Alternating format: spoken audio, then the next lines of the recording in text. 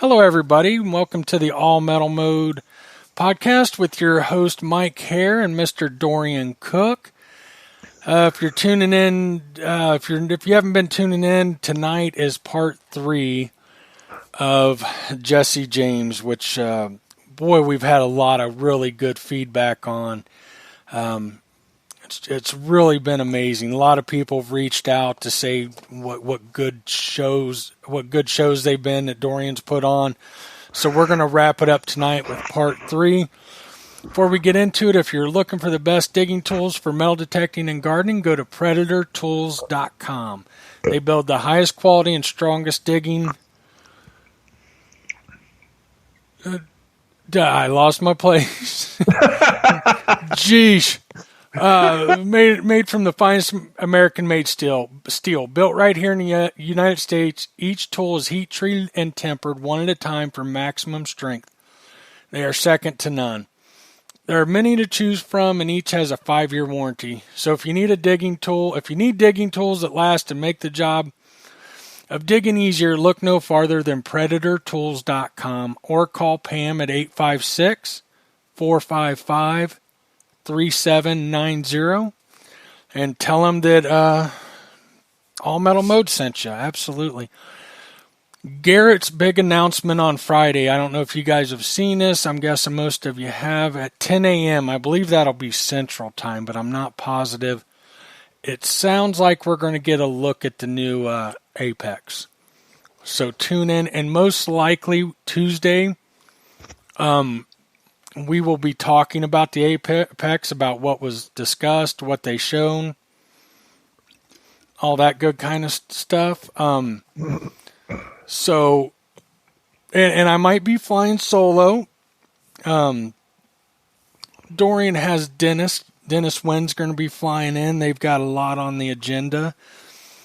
So we'll play it by ear, but Dorian might be out next week. Probably needs a break after 2 big shows back to back. So, yeah, maybe, but hopefully you can make it. If not, we'll get by without you. I promise. I won't screw up too bad. How about that, Dorian? Okay. Well, we'll hold you to that. Okay. Well, I mean, I screw up every show. I start off rough and forget things, and what a mess I am, but I don't think it takes too much from the show. Hopefully not. Dirt Digest magazine. There's there's 2 contests for this month. You can win a Predator Tools shovel. Whoever is picked for the best article submitted, and there's also a contest for a bumper sticker, a bottle, and something else I forget. I believe there's 3 things for the best submission. Fine submission. And hold on, Randy broke through the door and come running up behind me. Mom fought, chasing him right behind him. So I apologize for that. Randy learned how to open doors this week, and boy, does he love opening them. We have we've had trouble finding the covers, the child-proof covers, but we are working on that. We've got some coming. But until then, I apologize. Steph's locking the doors. Oh, geez, sorry. I'm sorry, everybody. He come hauling butt in here, Dorian. You should have seen him. He was running straight for me. Running straight for his daddy. Yeah, he don't want to be left out, see? No, now he's out in the living room throwing a fit. He's mad he can't hang out with Dad. You know what? I can't wait till he's old enough to go out metal detecting with me. I just can't. He's getting there. I'm telling you, that boy's getting there quick. I think he's going through a big growth spurt. He's really been sleeping a lot, and that's not like him. And kind of really, his energy level's been really down during the day, and that's not like him. That boy is like the Energizer Bunny. He wears us out, and just the last about 3 or 4 days, he's really slowed down, sleeping a lot, which isn't like him. But let's get into it. I think, real quick before we get into it, I like to remind people from time to time, we do have a live chat. if you'd like to come in, if you have questions tonight or any night, but tonight while Dorian is going through this, please come on into chat. Once you're listening to the show, there should be a rectangle box at the bottom, has your play button and all that, your pause button. Click on that. It depends on how you're tuning in, but you can click on that. Then there's a little chat bubble. Click on that. You do have to be a member, but you can sign in right through Facebook. It just takes a second. It's not a big thing to do. So if you have questions, you can do that. You can also join us in chat. There's always some good conversations going on. And yeah, that's about it. Let's get into it, Dorian. Okay. Whenever you're ready. Well, all right. What I'd like to ask everybody to do, if you will please, if you'll remember from our last part 2 of Jesse James and the Wichitas, I posted 3 sets of photographs that pertain to the Wichitas and the treasures there, and the Jesse James specifically, a lot of them. And I'd like you to find part 3, that is Supplemental Photos Part 3. And I'd like you to bring those up and go to photograph number 45. Photograph number 45. We'll do just a bit of review here. If you happen to be coming in late here, as it were, and you have not heard parts 1 and 2, you might be a little bit lost, and I would encourage you to go to the archives at the first opportunity and listen to parts 1 and 2, and then anything that doesn't make sense to you in part 3 hopefully will.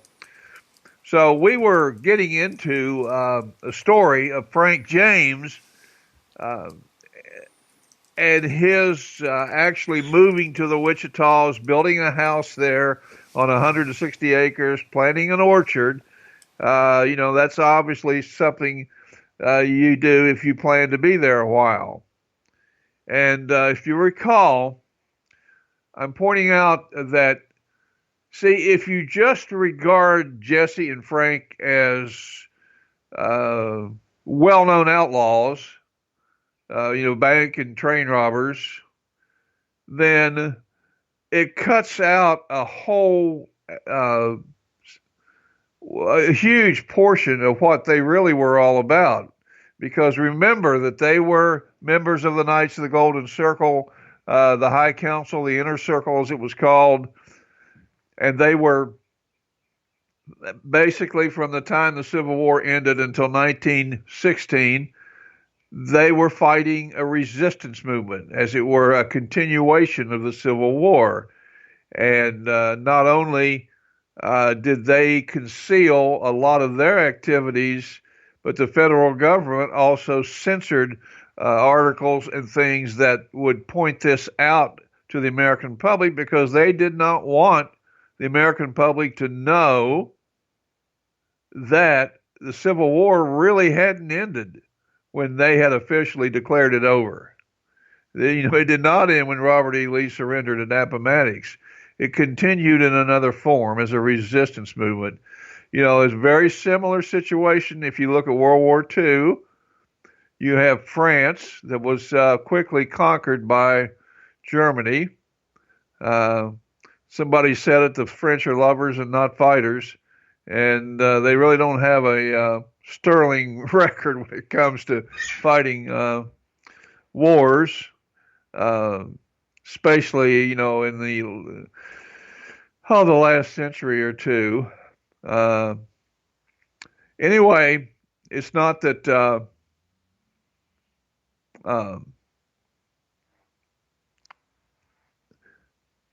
they just don't have that war mindset that the Germans do.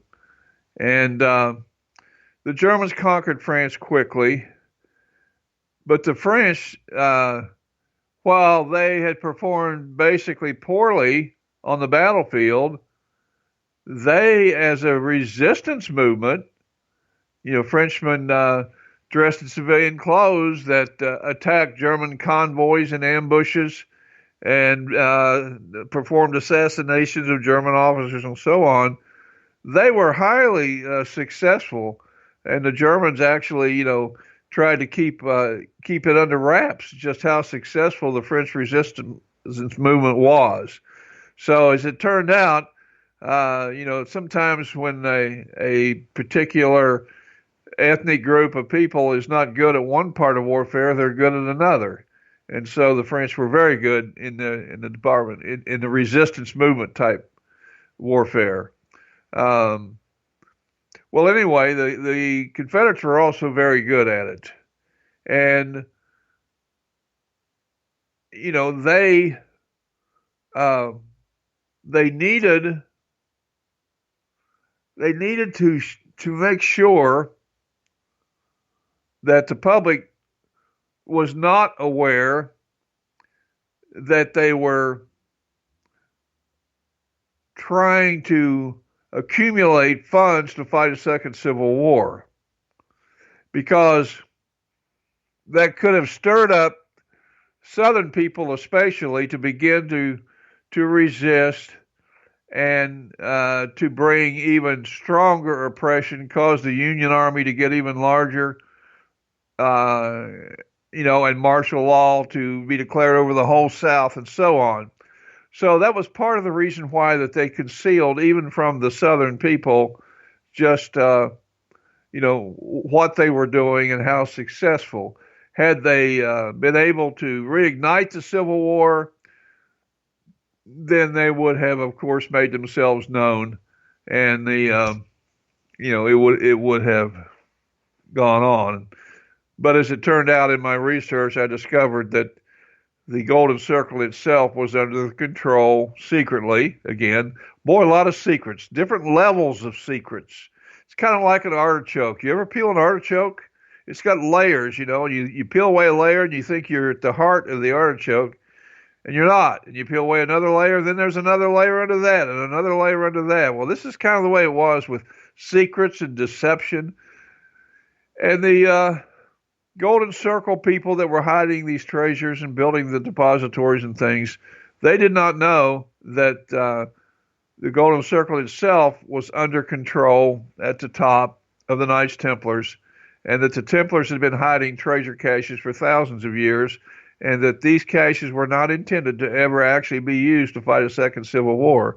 They were intended to be put away as part of their vast treasure holdings, because they believe that at a particular time in the future, there's a certain king that will arise, and that they want these funds available for his use, as they believe he will be a world ruler. But anyway, I don't want to go too far down that rabbit trail tonight. I want to get back into the Wichitas here, the area around the Wichitas. We were talking last time. We just got into the story about Frank James, is looking for a supposedly $64,000 treasure. If you remember, it was one where they got caught in a blizzard, supposedly, and they had all these mules full of gold, and they just let the gold sink into the snow, at the bottom of a ravine, and then they burned the pack saddles for warmth and so on. And, all of that makes interesting reading, but it's fiction. It's just not the way the Golden Circle worked. So Frank James had no need to move to the Wichitas just so he could find a $64,000 treasure. He had funds available. Both he and Jesse had their private funds. The men who served on the council, they didn't talk about it, but they were well paid for their services. They got a percentage of the gold, and the earnings from the investments when they took the gold and they bought railroad stocks and got into Wall Street and made more fortunes with the fortunes they stole. So Jesse and Frank ended up very wealthy men, and Jesse Lee James told me that at the time of his grandfather's death, the state was worth $2 billion with a B dollars, $2 billion. And as an aside, I think you'll find interesting the James relatives, cousins, and so on, descended on Granbury, Texas, where old Jesse died, and they were in a group yelling and demanding their share of Jesse's estate from Jesse Lee, who was the executor of the old man's estate. And when Jesse Lee saw the incredible greed and selfishness in the family members, even before old Jesse was in the ground, they hadn't even buried him yet, he basically told them, you're not going to get a penny because I'm not going to probate the will. And he never did. Jesse's will was never probated, and none of the family ever got a penny. So that we know of. So anyway, the point is, Frank was there for other reasons. And I think I've made the point quite well that the Wichitas were an awesome place that drew treasure hunters and gold seekers, and has for hundreds and hundreds of years. And we're going to get into a lot of stories after we finish this one about Frank James to give you an idea of all the treasure stories that are connected with this area, beyond just the ones related to Jesse James. So if those of you that were listening, that were with us on the second part there, you remember Frank had met a lady named Belle Headland, and he was looking for a particular rock on her farm, and he finally told her who he was, and which kind of scared her for a little while, but she got to know him because he kept coming back, and he kept looking. And I really think that all of this so-called treasure hunting that Frank is going to be doing here as we go through this, I think it was a cover. I think it gave him an opportunity or gave him an excuse to be in the area. People got used to seeing him moving about. And I think there was something much bigger than a $64,000 treasure that he was, excuse me, pardon me, pardon me. Did a little mowing today, and I kicked up some stuff that kind of bothered my allergies a little, so I have to apologize if I sneeze occasionally here. All right. So, as a history detective, see, I'm looking at these stories, and I'm saying, okay, I know enough to know that Frank James is not out there spending his life looking for a $64,000, treasure.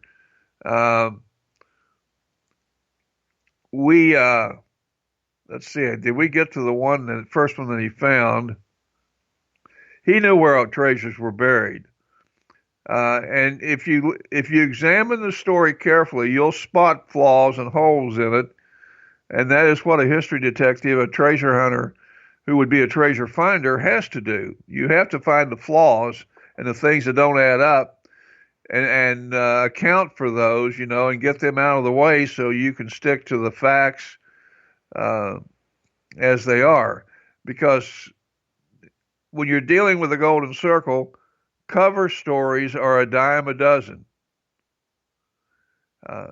They're going to let you think, yeah, okay, the old outlaws were here doing this and that, and they were looking for that, but that's not what they were really doing. That was simply their cover story to give them a reason to be in that area to do what, they were really doing. So did the Golden Circle have really rich gold mines? Did they find the mother lode in the Wichitas that the other prospectors never did? I think it's very possible. But I also think that they put away at least one or maybe more huge caches of wealth that have not been recovered yet. And I think the federal government knew that they were there, but not where. And that's why that the whole Wichita 59,000 acres became federal property. All right, now let's pick up the story.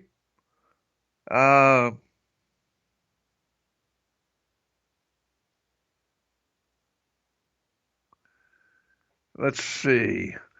If you are if you pulled up the photographs, slide number 45 in part 3 of the supplemental photos is a picture of the buzzard roost.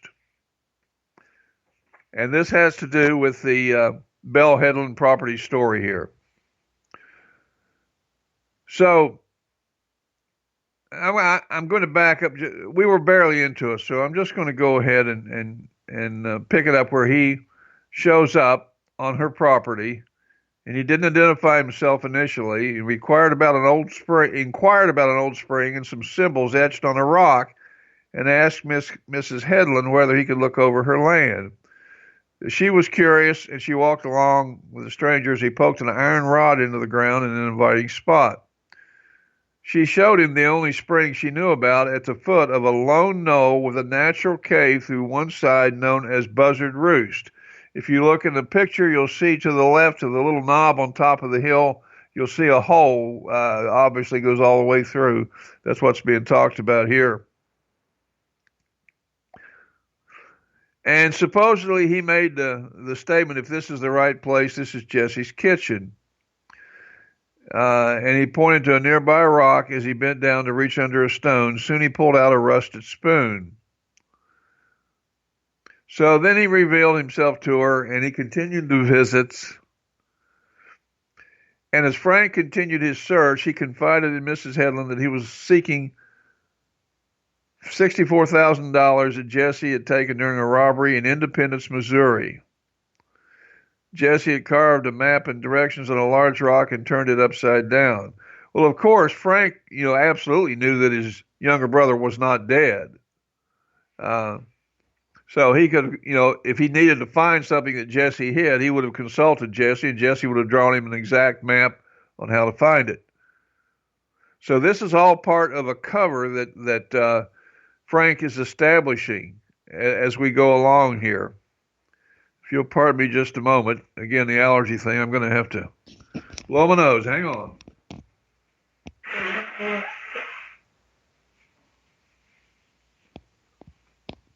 Okay, maybe that'll hold me for a while.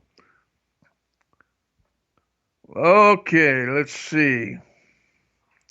See, here was the point. Frank said that Jesse and his gang, and they had camped at this spring on many an occasion. And yet Frank can't find this rock if he's been there on many occasions, when they hid the gold. And he told, see, Frank's revealing a lot. You got to remember, Frank was a very high-ranking Mason, 33rd degree Mason. They were sworn to secrecy. The whole Golden Circle thing was a Masonic organization.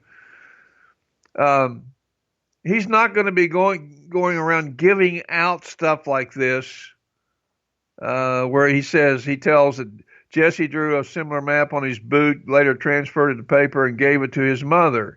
Well, see, supposedly his mother was Zerelda Samuels, but as I pointed out in our previous studies of Jesse James, Jesse and Frank's mother was Molly Dalton, not Zerelda Samuels. And of course, his mother and father were in Kentucky near Frankfort, on a plantation there, or a big farm. I believe it was on the Versailles Pike. I'm still looking for the house, which was a 2-story stone structure. I'm hoping it's still standing, but I have not found it yet. Okay. So as we go along here, sometime later, Frank found some of the markings he was seeking. At the foot of Buzzard Roost, he found the carving of a pair of crossed rifles cut deeply into a rock.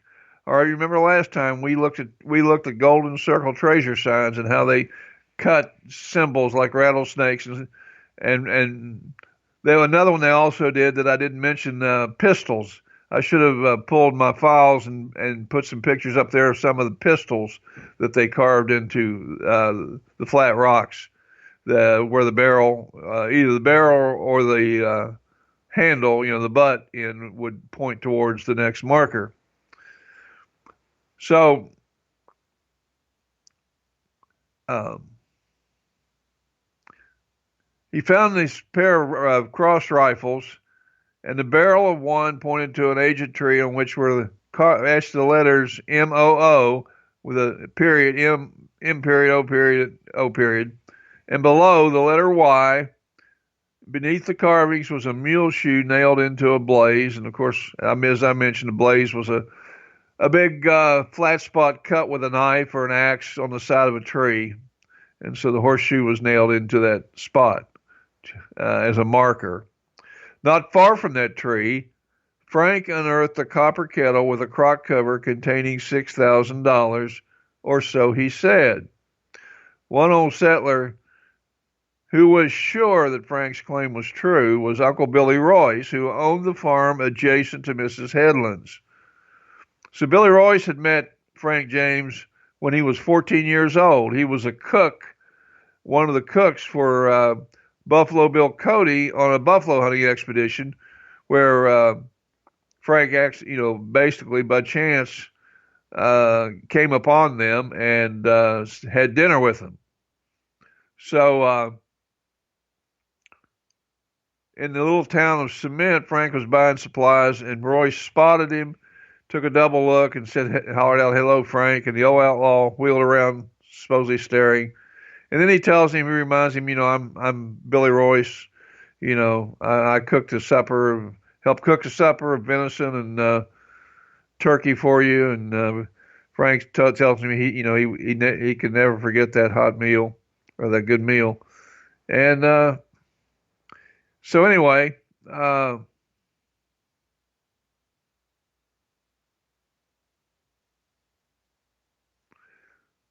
Royce later, after he grew up there, he scouted for the government, became a construction supervisor or superintendent for a railroad, and finally he homesteaded in the Keechee Hills, and coincidentally, the very place where Frank and Jesse had hidden part of their booty and holed up on more occasions than Frank cared to recall. I'm What I'm reading into that is that he was inducted into the Masons and then into the Golden Circle and probably became a sentinel in that area. This man Royce. That fits the pattern of what happens here, because what are the odds that he's going to move there? And remember, he's much younger than Frank, so Frank knew that at some point he's going to have to relinquish his duties to younger people.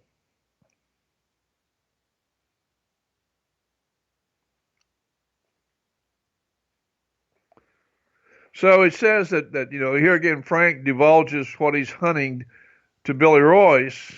Well, he wouldn't do that, see, unless it was a brother Mason, or unless he was trying to recruit Billy Royce into the KGC organization, which is a lot more likely.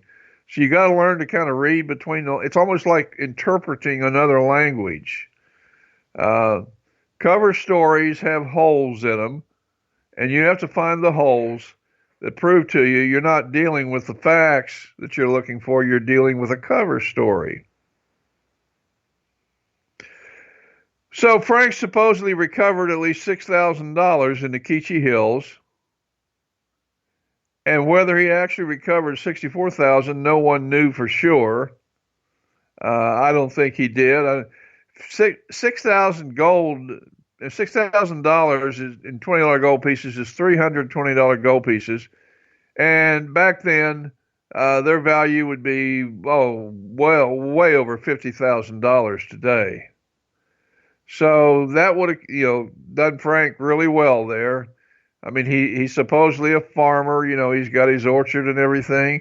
What does he need a fortune in money for? You see, $64,000 would be a half a million in gold at that time. Gold was what, $20 an ounce, and here I don't keep up with it all the time, but I checked about a week or so ago, and it hit $1,750 an ounce. So. Um,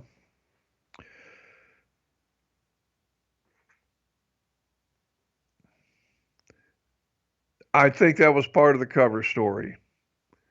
Like I said, it would give Frank, everybody would expect to see him out there in the hills, riding here and there, looking and so on. Because supposedly this was a cache that he tirelessly searched for, time and time again. And it's interesting. See, now let me show you something about the writer. I'm not picking on Steve Wilson in the sense I think that his book is an excellent work, and I wouldn't have it in my library if I didn't think it was. Uh, but I talked about how he uses purple prose to kind of dramatize, and make you think, oh wow, yeah, that's really exciting. Uh, but look what he says. He says, let's see, where was I just read?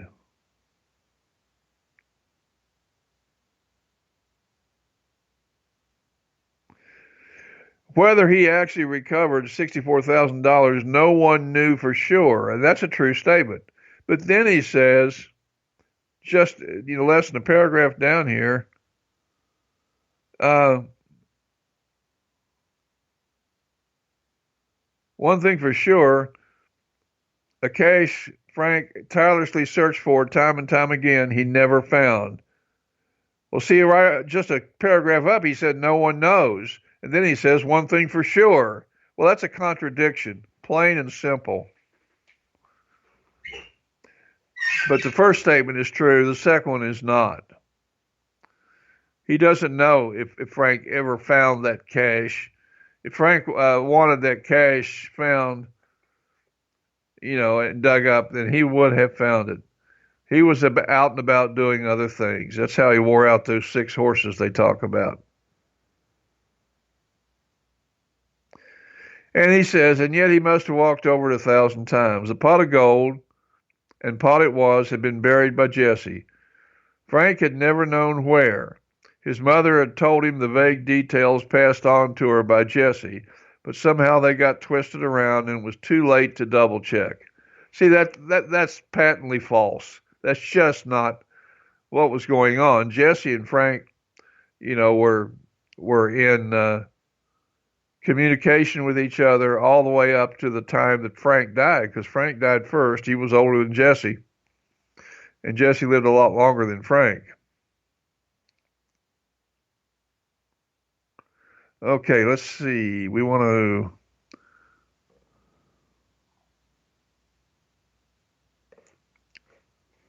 Okay, from the time Frank retrieved the cache of gold, that is the $6,000, if you want to see the pot it was in, go to photograph number 46. And that's Mrs. Belle Headland on the right, and the man that in that picture is Joe Hunter, who was a lawman who became a treasure hunter. And we'll be talking about Joe Hunter here just shortly. But number 46. And in 47, you'll see some of the things that were in the kettle.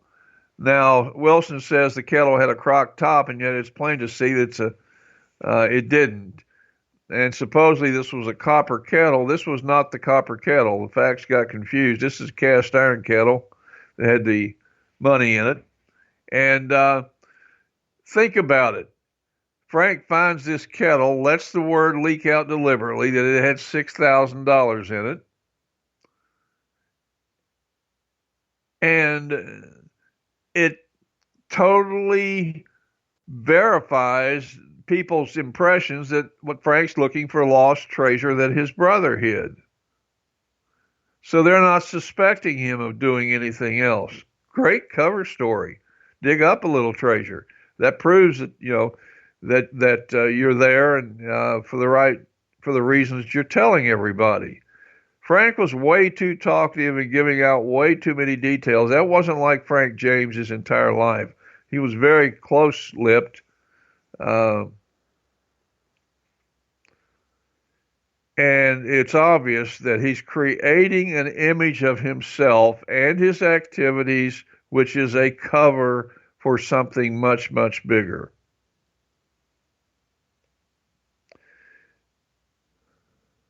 Okay.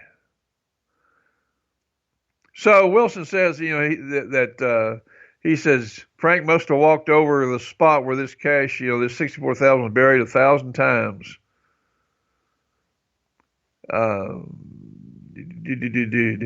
Okay. From the time Frank retrieved the cache of gold, this is Billy Royce, became a persistent treasure hunter of the Keechee Hills. So he picks up a cover story, see. He can go out and he can make a circuit between various places where valuables are buried that they don't want anybody to dig up.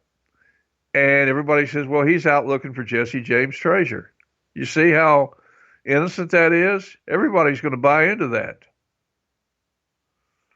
So let that be a lesson to us about cover stories.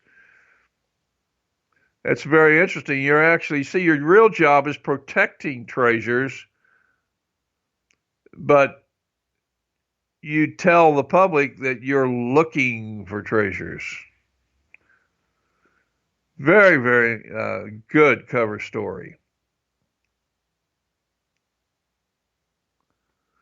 Okay, so Royce becomes a persistent treasure hunter, and in a newspaper article about him in 1932, the 80-year-old settler reported that within only a few days of this interview, a niece of Frank James and some male companions were due to arrive on a mysterious hunt.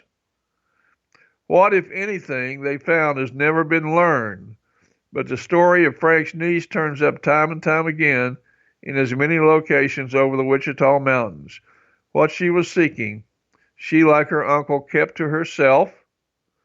Plenty of people talked with her, but she divulged little. Very close mouth. Now, she, of course, as a woman, would not have been a Mason. She would have been Order of the Eastern Star, which is the Masonic organization for their women.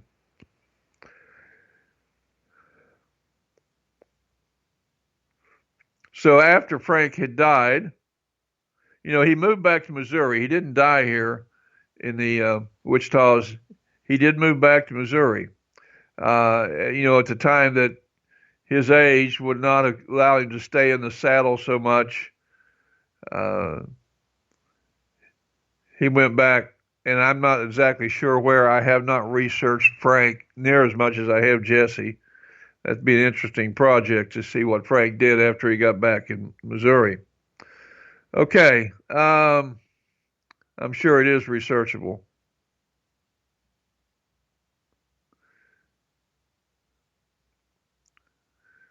So then Wilson says there was at least one other cache that Frank removed successfully from its secret depository, and there are stories of still others. Everett Cook, no relation to me that I know of, a ranger for the Black Beaver Council Boy Scout camp near Apache, Oklahoma, remembers this story well. One day in May, soon after Frank James had settled on his farm near Fletcher, he says, my father-in-law, Harvey Yoder, was sitting at the window of his home near Cache Creek. Now, that's an interesting creek. I have seen Cache Creek, been on Cache Creek. It got that name because it is believed that there is treasure buried on that creek or along that creek. And this was about 7 miles northwest of Apache. It was early morning, and he was writing a letter on the windowsill. It was a warm day, and the window was raised. And as Harvey spoke, he heard someone walking across his yard. He looked up to see a covered wagon stopped in the road and a man halfway to his door. He was a tall man, past middle age, and Harvey saw immediately he was a man who had spent many long years in the outdoors. His face was weather-beaten, and he walked with the bow-legged gait of a man used to having a horse under him. He wore cowboy clothing, including boots and spurs, even though he was riding in a wagon. After the usual good mornings, he asked Harvey where the next crossing was down the creek. Harvey told him it was about a mile farther down. The stranger thought it over for a minute, then asked if there wasn't another crossing this side of there near a big cottonwood tree. Harvey said yes, there was, but it hadn't been used since the country opened. That is, it was open to settlement. It was Indian land, and then they opened it to general settlement. The stranger thanked him and drove off. So Harvey finished his letter, saddled up his horse, and started towards the mailbox, which was 4 or 5 miles away. When he got down the road a little piece, he saw the man in the wagon had stopped and was unhitching his horses. And as he rode abreast, the man said that the young horse he was driving had the colic and he was going to have to stop a while until the animal recovered. He also added that he was a prospector going to the Wichitas to look for gold. As far as looking for gold was concerned, he was telling the truth. About the time Harvey noticed there was another man in the wagon sitting in the spring seat. His back was turned, and he pretended to be busy with something on the floor of the wagon behind the seat.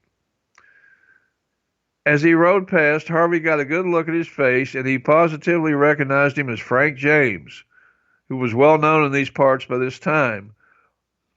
Harvey rode on down the road, but couldn't help but wonder what Frank and the stranger were up to. Well, obviously, if they had a wagon, they are going to move something heavy, right? It was noon before Harvey returned from the mailbox. As he rode into the yard, his wife went to the door and told him that as soon as he had left, the two men had come back by the house and walked down to the creek carrying a shovel. A while later, they came back on the opposite side of the creek carrying a kettle between them. Harvey walked down to the big cottonwood tree and almost fell into a hole that he had seen dug or had been dug in the middle of the trail, right even with the big cottonwood. He found the imprint where the big pot had set. A few feet away from the hole, he found several handfuls of rifle shells of old rimfire type. Apparently, Frank had dumped them over the creek bank, thinking they would fall into the water. Neither Harvey Yoder or his wife saw into the kettle, but the evidence was certainly all there. What better place could you have hidden money than in the middle of a trail? Okay. So, that was the case. Frank knew where it was. And he may not have buried it, but he had been given instructions on how to find it, and that's why they stopped and asked the guy about the cottonwood. Or about the other crossing. So it's very possible that they would bury caches along what they call the Owl Hoot Trail that could be accessed quickly. They were not deep.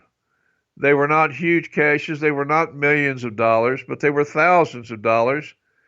And if there was an emergency or funds were needed for some particular mission that the Golden Circle got involved in, or to finance the equipment for a raid on something or whatever. Excuse me. They could go to these caches, dig them up without a lot of drama, and then put them to the use that they needed to do.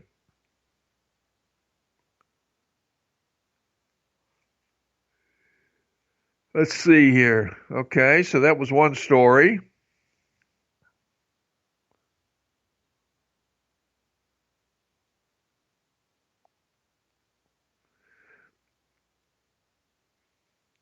This is an interesting thing here. Frank James confided in several friends that he was seeking outlaw treasure. Again, see, Frank's not going to go around telling that to everybody unless he wants that believed by everybody. His best friend in Fletcher, bank president E.W. Dilling, knew it, recalled L.A. Owen of Fletcher, who as a young man saw Frank James on many occasions.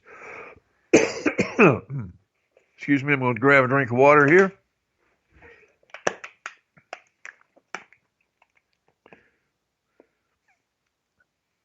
He said, Owen was talking with Dilling when someone rushed into his office announcing that several men were digging for Frank's treasure. Dilling left out in a hurry, apparently to check the story. Why would the president of the bank, I can understand if this guy was a newspaper man, but why the president of the bank left out in a hurry?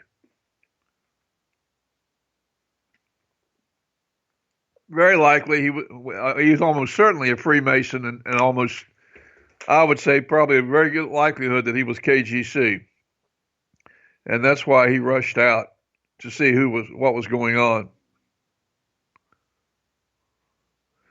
Even after Frank and his wife moved back to Missouri, his wife would return to Fletcher to visit the Dillings, often staying as much as a month at a time, and continued those visits after Frank died. So you see there's a strong connection there.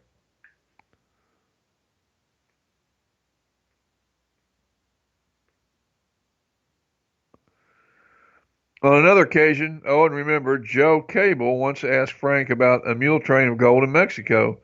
Frank thought about it for a moment, then in his usual fashion of answering such questions in a half-serious, half-joking manner, replied that they shot the mules and ran off the Mexicans.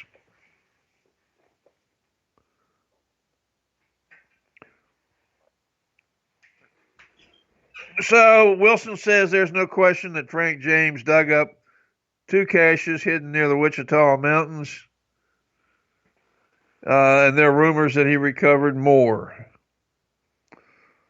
Even as many as 14, each carefully guarded by the landmarks known only to him or Jesse. Even though Frank recovered a portion of the outlaw loot, he did not retrieve it all because he did not find the brass bucket with the outlaw contract carved into it, nor did he find the iron teapot, which he must have walked over. Okay, then I'm leading you astray. I said that iron teapot in the picture was the one with the $6,000. Apparently it was not, according to Wilson here. Sometimes his information is a little bit contradictory or confusing.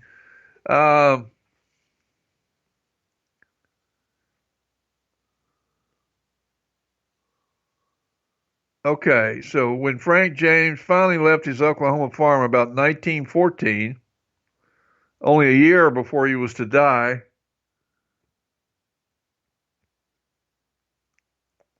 he must have thought often of the brass bucket contract and the $2 million in gold hidden during that bitter winter so many years before.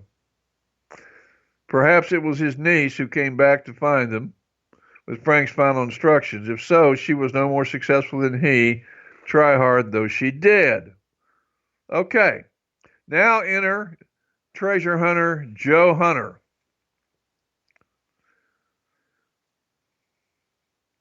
Okay, Joe began a long search for the brass bucket in 1932. And that was the same year that Frank's niece made a final attempt, they believed, to find her uncle's gold. So one day, while Hunter was serving as a peace officer in Rush Springs, a gaunt, silver-haired oldster tottered into his office asking for him. He told Hunter that his name was Cook. Well, how about that? And that he need not know more than that. He urged the peace officer to drive him outside town. Only there would he tell a story which he believed Hunter would be interested in. Most of your peace officers in that part of the country are Masons. I know that for a fact. Most of the Texas State Highway Patrol are Masons and wear Masonic rings. So Hunter had nothing better to do that day. So I would say that he probably saw Hunter's ring and or knew, had been told that he was a Mason. And so he says he left with the stranger, and about 3 miles south of Rush Springs, alone with Hunter in his car, Cook unfolded a story so bizarre that Hunter at first found it difficult to believe. Cook revealed that because of his past friendship with Hunter's father, he wanted him to have some treasure charts. If Hunter found the golden money, the old man asked only for a rightful share. Cook appeared to be about 85 years old and showed signs of having lived a rugged past. He handed Hunter 3 maps, 2 made on cowhide and a third on goatskin, saying the time was now too short to spend it hunting blood, that his time was now too short to spend it hunting blood money.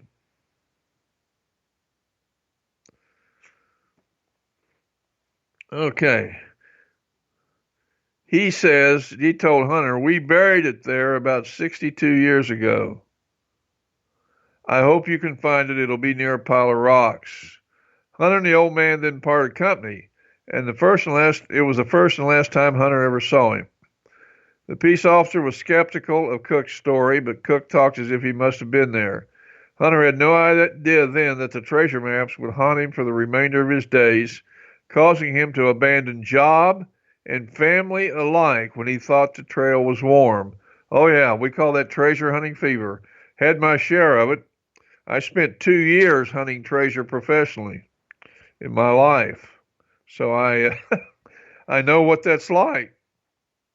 And sadly, I did manage to find 3 cache sites, very large caches, and I got there too late on all 3. They'd all been removed. Found the holes, the empty holes where they came out of. So anyway, let me pick up the story here again.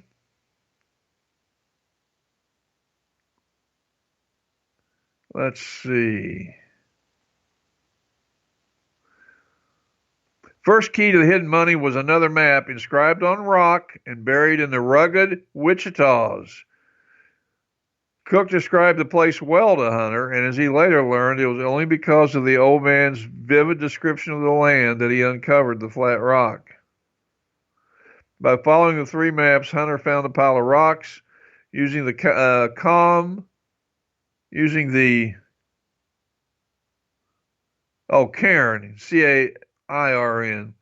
using the cairn, that is the pile of rocks, and a distant landmark as 2 points of an equilateral triangle. He located what appeared to be a third point, an old scrub oak. Hunter soon chopped out the rock map from a hollow beneath the gnarled roots of the aged tree.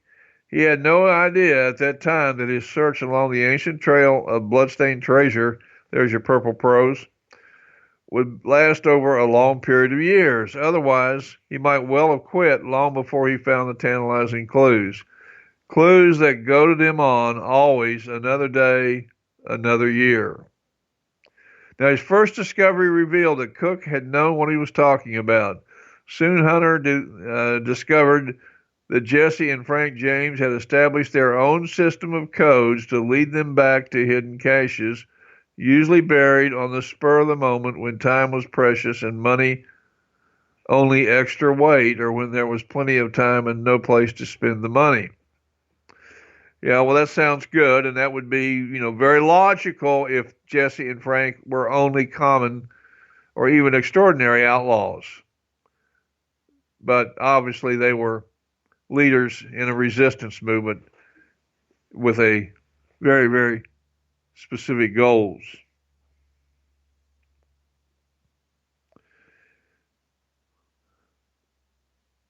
Okay. The Golden Circle used at least 7 different codes in marking treasure sites. One of these I've got a picture of, not a very good picture, unfortunately. It was taken back in the 70s by the man who found it. It was in Oklahoma. I never knew exactly where in Oklahoma, but it was a big round cave room, and it had about knee height all around this room, probably in a line over 50 feet long, Egyptian hieroglyphics carved into the sandstone. Now, these weren't carved by the Egyptians. Egyptian hieroglyphics were one of the 7 codes that were used by the Knights of the Golden Circle to mark treasure sites.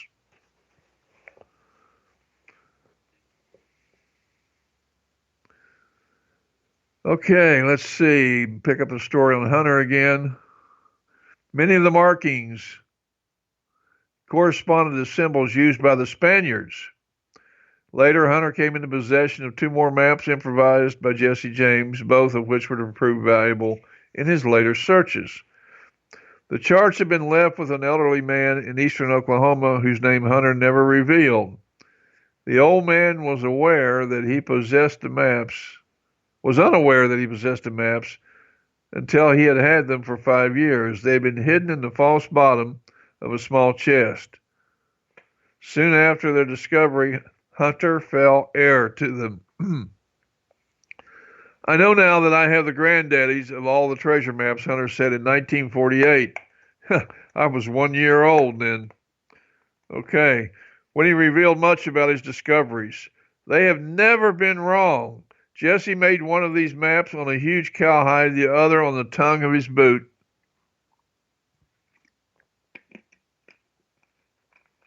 "25 years later, after Frank James' long quest in the Keechee Hills, Miss Belle Headland found the strange rock he had so patiently sought.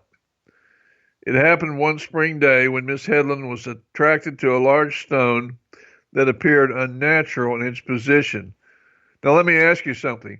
Do you think Frank James wouldn't have noticed this stone that appeared unnatural in its position? You know he would.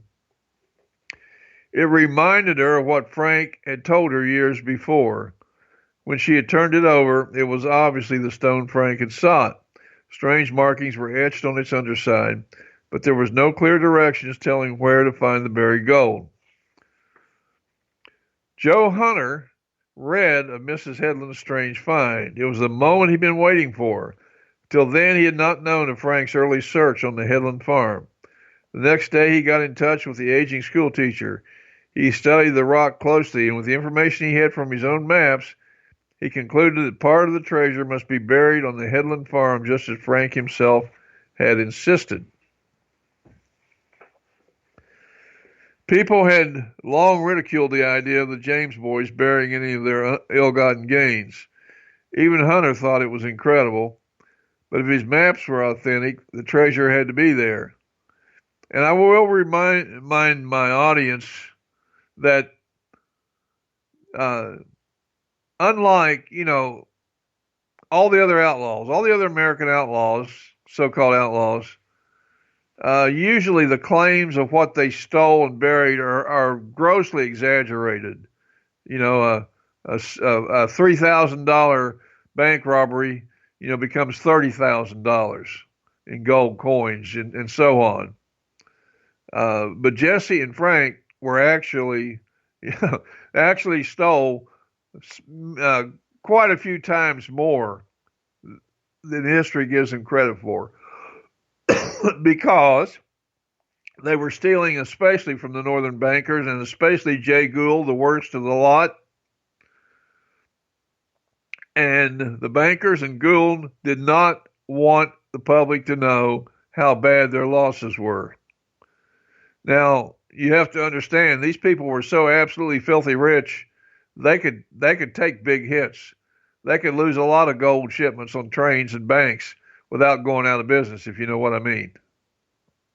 They didn't like it. They tried to stop it. But anyway,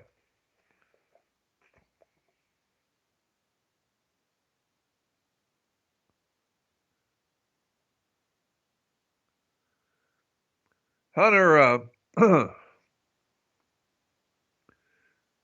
even though combining the rock map with his maps that he had, it took Hunter, now listen to this, because there's a good point here, 40 successive trips to the Keechee Hills before his searches yielded dividends. In other words, before they paid off. Only then did he unearth what Frank James must have wanted the most, the iron teapot. It was buried deep under the surface, just north of Buzzard Roost, the one knoll with a natural hole through it, a perfect landmark. As Joe Hunter's spade struck the iron pot, he could not believe his eyes. The maps were genuine. The old man Cook had not steered him wrong. Well, there you go. See, we cooks are, we're good people to know. Okay, I'm laughing at my own jokes here. I'm laughing too. All right. Okay. So Hunter brought the kettle to the surface, and the lid was rusted shut, but he pried it open, and it was not overflowing with gold, but it held enough to make Hunter search the treasure trail for the rest of his days with a mania that only a treasure hunter can understand. Inside the kettle was a small fortune in gold bullion, a quantity of jewels, several old coins, a large keywinder watch with a coin silver case, and a rolled sheet of copper. One coin was an 1841 United States penny, another a French 5 franc piece dated 1811. Now, those dates and those coins, this is not meant solely to be a cache of treasure. All of those have meaning to the KGC. The particular dates, the fact it was a penny, and the fact that this is a French 5 franc piece, and that it was dated 1811, all of that is significant. To persons carrying the key or instructions, they would know how to read that. They would know what that was telling them. All these objects, like the watch in this pot, all of those things tie together. This was the gold bullion was frankly a distraction. Because think about this. You're hunting treasure and you dig up, you follow these maps and you dig up this iron pot and it doesn't have anything but these few coins and the watch in it. What are you going to think? It was buried deep and look and all the effort it took to find it and all the maps that were made, all the work that went into this and it's only about a few coins and a watch? No, the gold bullion was to give it credibility. It was to draw attention away. Who cares about an 1841 large cent or a 1811 5 franc piece if you're holding gold bullion in your hands, right? See how that works? In case it was accidentally found or found by someone they didn't want finding it, that was designed to draw their attention away from these what looked like just little mundane items. But these items were very, very important. Hunter turned the gold over to Mrs. Headland, but retained the other articles. He placed a value of $5,000 on the watch because of its historical significance. Inscriptions on the watch indicated it was number 3,400, manufactured by the New York Watch Company of Springfield, Massachusetts. And probably even the number of the watch has meaning, to the proper persons had they excavated it.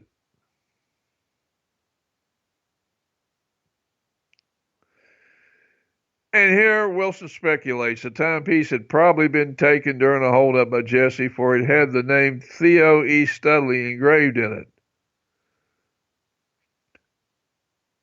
And I'll tell you this right now.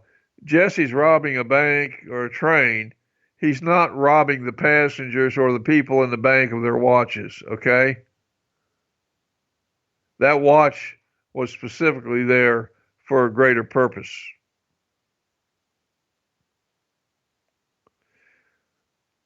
The item of which Hunter was most proud was the sheet of copper, a treasure waybill in itself. Well, that's not the first time that a sheet of copper contained a treasure map. When I was working in Israel on my biblical archaeology projects, explorations, I went to what's called the Shrine of the Book, and this is where the Dead Sea Scrolls are kept that were found. I think everybody's heard of the Dead Sea Scrolls. Well, they were all parchment, papyrus, I think, but one was copper. It was rolled up, and it took them a long time to unroll it. And the Israelis never revealed for years and years what was on the copper scroll. Well, it turned out that it was a treasure map or a list of 117 treasures hidden by the Levitical priests. And that's why they kept it secret until they had made an effort to find those treasures. How many of them they found, it's not known. They're not saying.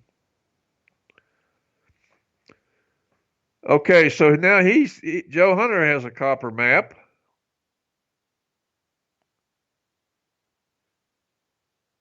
Man, I'm sitting here getting excited just reading this stuff. I'm telling you, you can't help it. You just can't help it. Here's this mysterious copper map, and it was what the old timers used to call treasure maps. They called them waybills. Waybills. So this was a treasure waybill in itself, and exactly what Frank James had hunted so relentlessly, supposedly.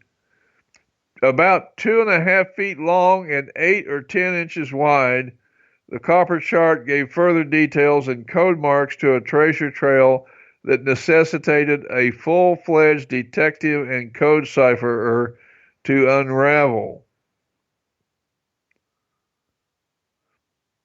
That right there tells you this was KGC. This was Golden Circle business. This was very, very important. They went to an awful lot of trouble.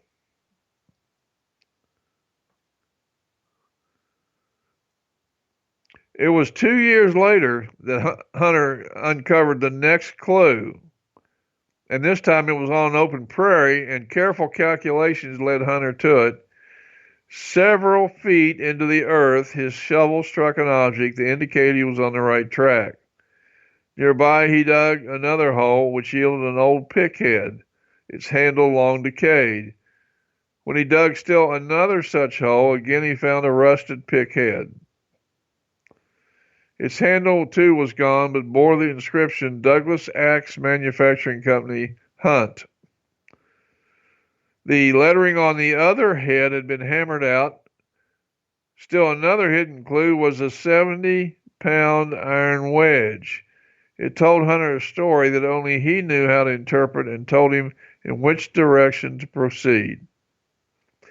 I found, the Jesse James and the famous, what is the word? Is it agronomist?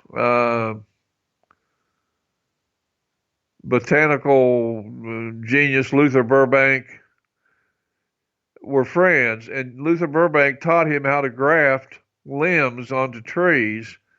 And so they marked the Hoot Owl Trail with these, what we call Hoot Owl Trail trees.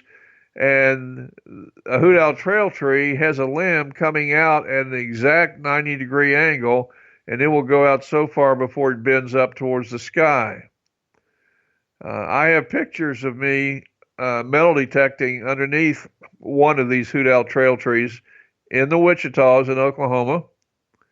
And I've never revealed this before. But I dug down 4 feet, as I was told to by Jesse the Third. And there was a triangular shaped piece of metal. You had to be very careful not to disturb the metal because it pointed the way to the next treasure marker. That was the beginning of a trail to a KGC cache. As it turned out, I was running out of daylight, and so I had to be back at work. This was on a Sunday, and I had to be back at work at the Garrett factory on Monday. And anyway, life took some twists and turns, and I never got back to follow up on that. Okay, but anyway, so this kind of thing that's being talked about here, I am very familiar with as being something that the KGC did frequently.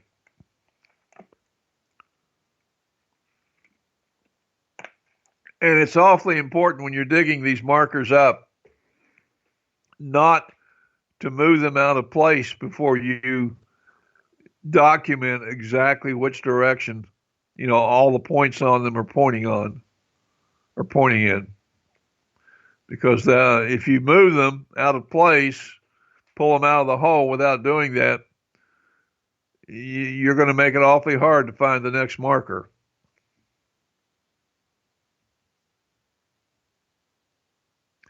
And you may go through,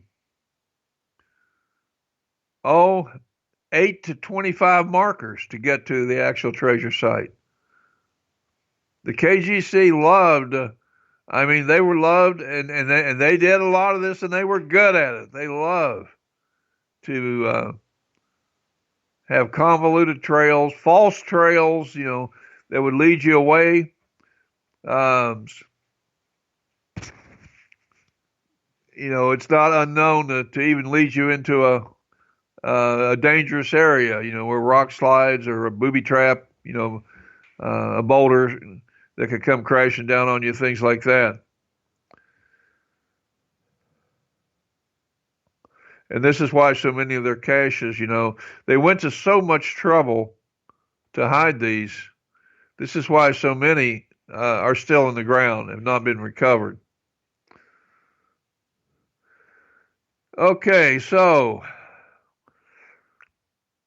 the subsequent treasure key, the cipher breaker, unearthed, proved to be the most interesting during his entire search and perhaps the most worthy in terms of historical value. This was the old brass bucket itself, with its contract chiseled deeply into the brass metal, binding each outlaw to secrecy. Hunter had indeed dug up a piece of the past, heretofore only an ingredient in a romantic legend. Now, if you'll go to slide number 49, you will see this brass bucket. Some of the writing has been chalked in, so you can see that it is writing engraved in the bucket. There's Jesse James just a few years before he died, and of course Joe Hunter on the right. This was taken about just before Jesse came out of the closet. And as I mentioned last time, Joe Hunter thought he was talking to J. Frank Dalton, an old outlaw that had ridden with the Jameses. He had no idea that he was showing Jesse James his own brass bucket that he had carved his contract on. Isn't that funny? I mean, here's Joe Hunter, the lawman, and Jesse James, the outlaw, in this picture. This is a classic picture. I may have to get a blow up made of this and have it framed and hang on the wall. If you go to the next slide number 50, you'll see a copy of a letter that was sent to me by Jesse James III, and I blew up the picture, which is up in the your upper left corner as you're looking at it. Be the upper right corner of the letter, I guess, actually. And I blew it up so you could see what it is. It's J. Frank Dalton, Jesse James, and Jesse Lee James III with the brass bucket. And he had that in all of the letters. I have probably 6 or 7 of his letters.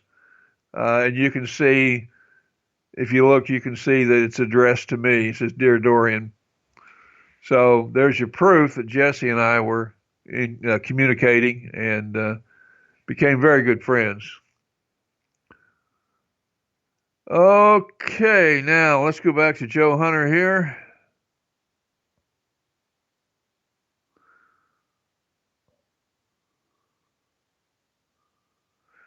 The secret pact on the bucket had been lost to history for 72 years, and most of the outlaws' names on the bucket were men about whom little was known. Isn't that interesting? Because they were KGC, and they didn't want a lot to be known about them. In 1948, at the foot of looming Tarbone Mountain, let's see, we can go back and take a look at Tarbone. That is on your pictures. That's picture number 49. No, I'm sorry, correction, number 48. There's Tarbone Mountain, if you want to take a look at that. So Tarbone is on the north edge of the Wichitas, and that's where Joe Hunter unearthed the copper bucket, or the brass bucket.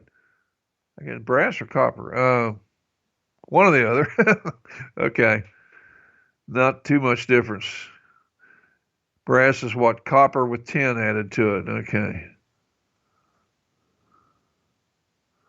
Let's see.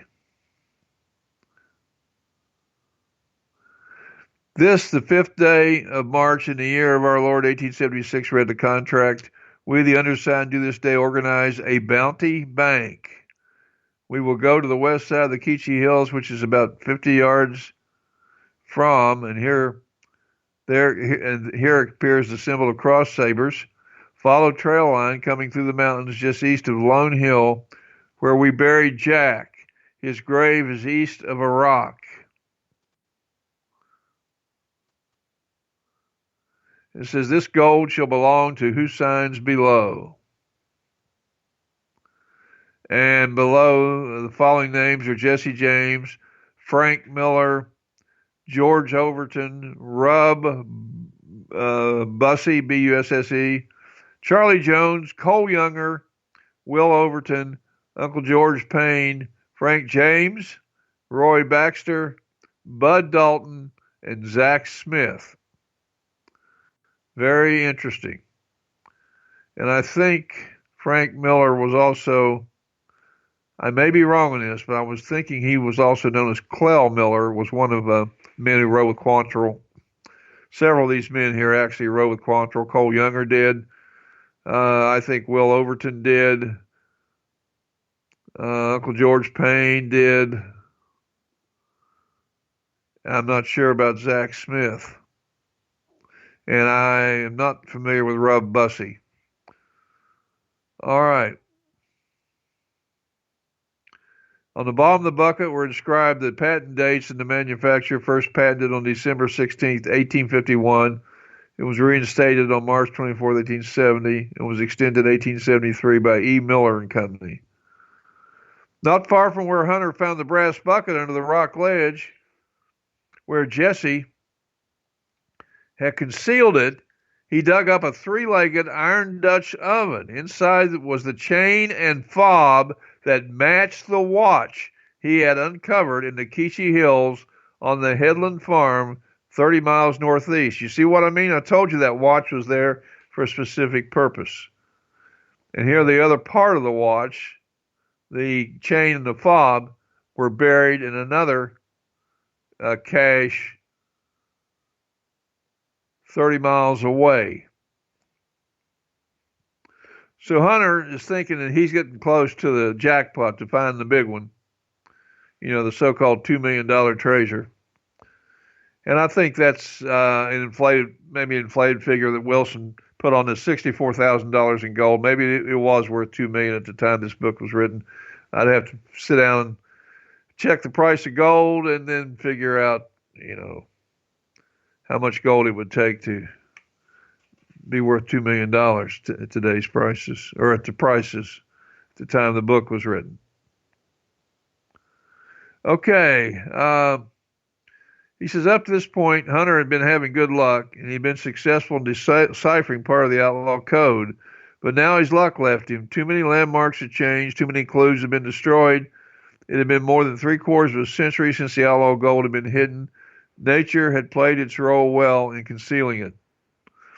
One of Hunter's waybills showed a grave, a horse and saddle, a cave, various symbols, and 5 caches of buried loot with the descriptions: 32,000 in gold, 136 paces north of the cave; 28,000 in gold, 76 paces west of the cave; 18,000 in gold, 72 paces north of the cave; 38,000 in gold, 42 paces west of the cave; and greenbacks and jewelry, 142 paces west and 11 HBG. Don't know what that means. The long-sought cave was known to Hunter as the Horse and Saddle Cave, used often by the outlaw band as a landmark. Hunter spent several weeks searching out the grave shown on the map and finally came upon the partially exposed bones of an extra-large man. The crumbled ruins of a cabin and a spring were nearby, close to Tarbone Mountain, but Hunter was never satisfied that he had found the cave the map called for. And he probably had not. So Hunter takes in a partner named Sam Dillingham of Lawton, a man who believed in the treasure so strongly that he had sought it for more than 40 years. Slim accompanied Hunter on many of his discoveries and triumphs. I shall never forget the day I met Slim. As I walked into his hardware store, a buzzer made an awful racket, setting off a bell in the rear of the building. I walked to the back and found a tall, slender, near-bald man working on a motor. Is Slim Dillingham around? I asked. The old-timer looked up and frowned. What do you want with that old coot? She said, I was told that he could tell me about the James treasure. About this time, he took a spit from the water to chewing tobacco he had in his mouth and missed the box. Well, you're looking at that old coot. You say you're interested in the James treasure, huh? I nodded. Well, you know, finding buried treasure is like finding a needle in a haystack, but it can be done. Yes, sir, it can be done. Slim drawled. He picked up a dusty pipe. Okay, we don't need this. All this side stuff here. Let's see.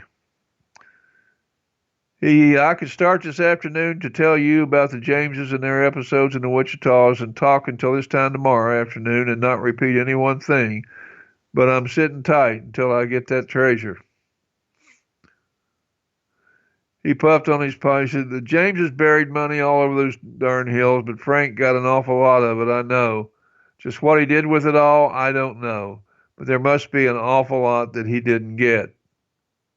Okay, now another possible scenario, as I'm reading this, my history detective mind is at work here, and I'm thinking that a lot of these caches were hurriedly buried with the idea of coming back, gathering them up, and putting them in a main depository, the closest big depository.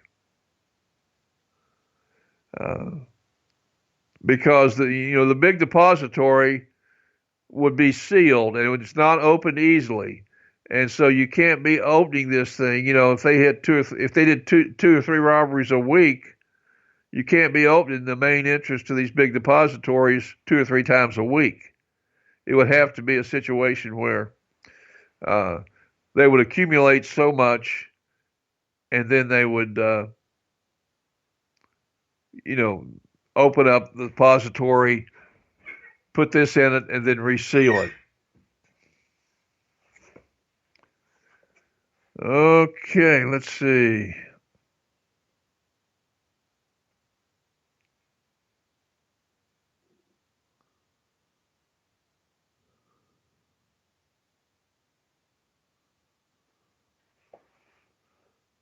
I'm looking through Slim Dillingham's story here.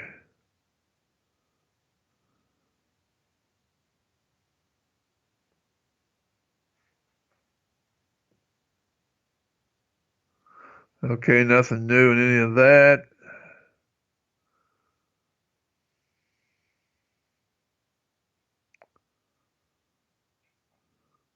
He said he and Hunter never figured out what the code signs on the copper map meant.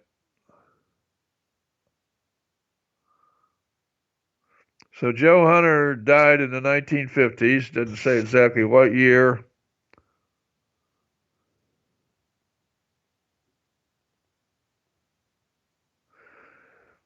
He said Dillingham has done little searching for the remainder of the much-sought treasure. After Hunter's death, many of the clues, along with the famous brass bucket, disappeared, and most of the treasure maps have scattered. Well, I know where the brass bucket went. It went into the possession of Jesse Lee James. Now, what he did with it, I never knew.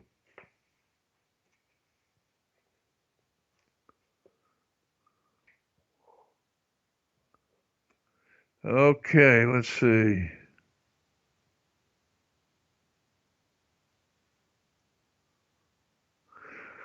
Another big treasure hunter was named Wells Blevins, and he lived in the mountain settlement of Medicine Park. Medicine Park is, if you look at the map of the Wichitas that I gave in the first supplemental photo posting, look at the map of the Wichitas, and you'll see it's divided into 2 sections, one on the left, one on the right. The one on the right is basically Medicine Park, what they're just talking about. It says he turned up some other clues to the Lucia James treasure, and he started searching for it in 1926. And he managed to inherit one of the James treasure maps from an original member of the Outlaw Band. Doesn't say who. Blevins' searches have led him into the heart of the Wichitas, several miles north of the town of Cache and west to the mountains from Crater Lake. So there's several lakes in the Wichitas. Crater Lake's one of them. You can find them on a map pretty easy. I did no work around Crater Lake. I focused on Treasure Lake. The Outlaw Plat bears the Spanish title Madrugada Estrella Mapa Oro, meaning early morning star map to gold. That is the correct translation. Talks about the things that were on the map.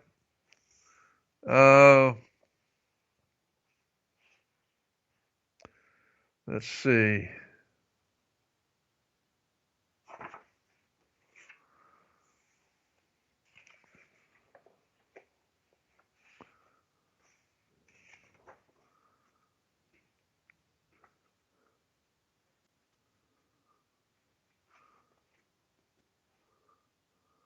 Said, yeah, here's something.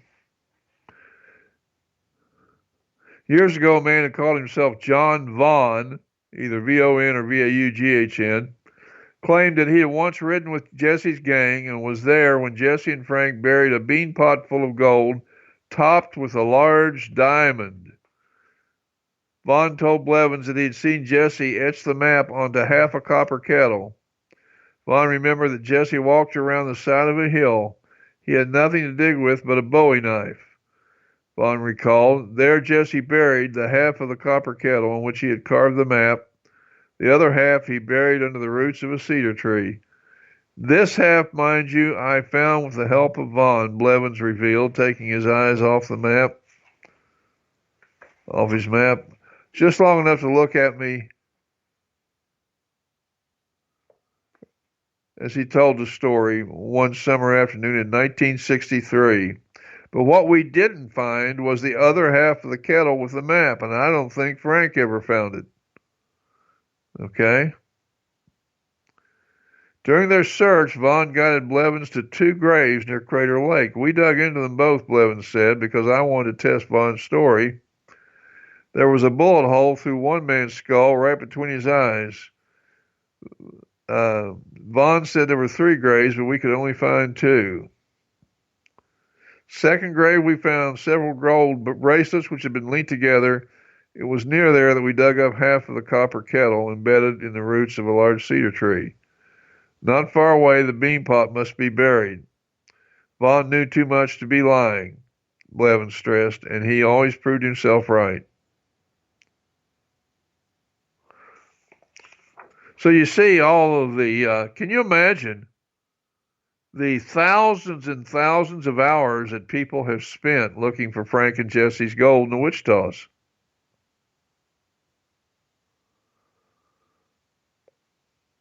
And there has to be, some of these caches are still there.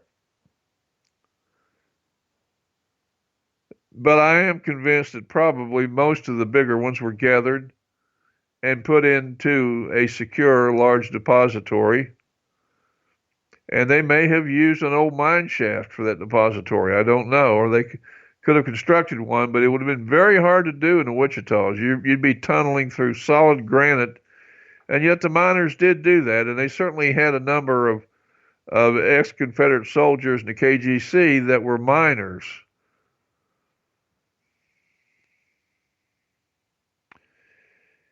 Let's see. Oh, this gets a little interesting here. He said, Vaughn once told me how he had barely escaped the wrath of Jesse, Blevins began. His duties during one particular robbery were to hold the horses, but instead Vaughn got cold feet and fled. For some odd reason, he had the nerve to meet Jesse and Frank at a later time. Jesse planned on killing Vaughn and revealed his intentions to Frank. But one night Frank suggested to Vaughn that he get out of camp before Jesse woke up. Vaughn said he didn't even put his boots on for fear of waking him. Frank told Vaughn never to come back because the next morning Jesse would kill him, and if Jesse didn't, then he would. Vaughn went to California, so he told me. When the country opened up, he returned to the Wichitas in hopes of taking up the bean pot full of gold. Somehow he seemed sure that Jesse had never recovered it, and it was then I happened to get acquainted with him. Vaughn lived in Lawton many years till his death. I don't think he and Frank ever met again.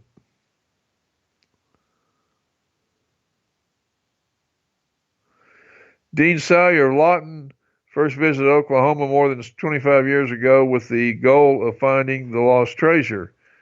And you know what? When 25 years ago, let me check to see when this book was published. I've had this book, I've had this book since the 70s.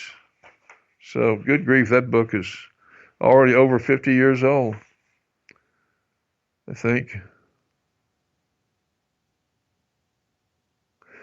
Okay, yeah, copyright 1976. Okay, let's see. So, Dean Salyer of Lawton visited Oklahoma 25 years ago. That would have been about 1950, 51. He wanted to find the lost treasure. He periodically sought 180,000 he believes to be secreted in the rocks not far from Cutthroat Gap. Now, let's see. I have a picture of Cutthroat Gap. I don't know if I can pull it up here. Yeah, it's going to be picture number 63. Number 63, if you want to see Cutthroat Gap.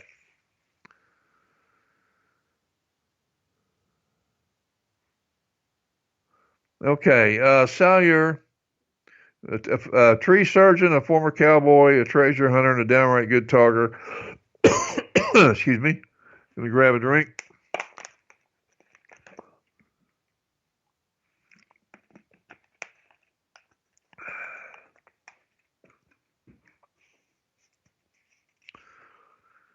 Is another who came into personal contact with an aging member of the outlaw band, but far away from the Wichita Mountains. 1 o'clock one winter afternoon in '58, I first stepped into Salyer's home. I left sometime after 6, having learned plenty about Salyer the man and Salyer the adventurer. Uneducated by today's standards, had he received training, his wit would have made him one of the country's cleverest lawyers. Okay.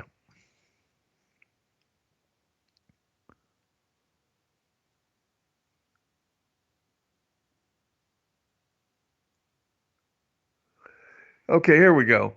Here's his story. He says, I haven't found anything, but I haven't given up looking, even though I've slowed down a mite.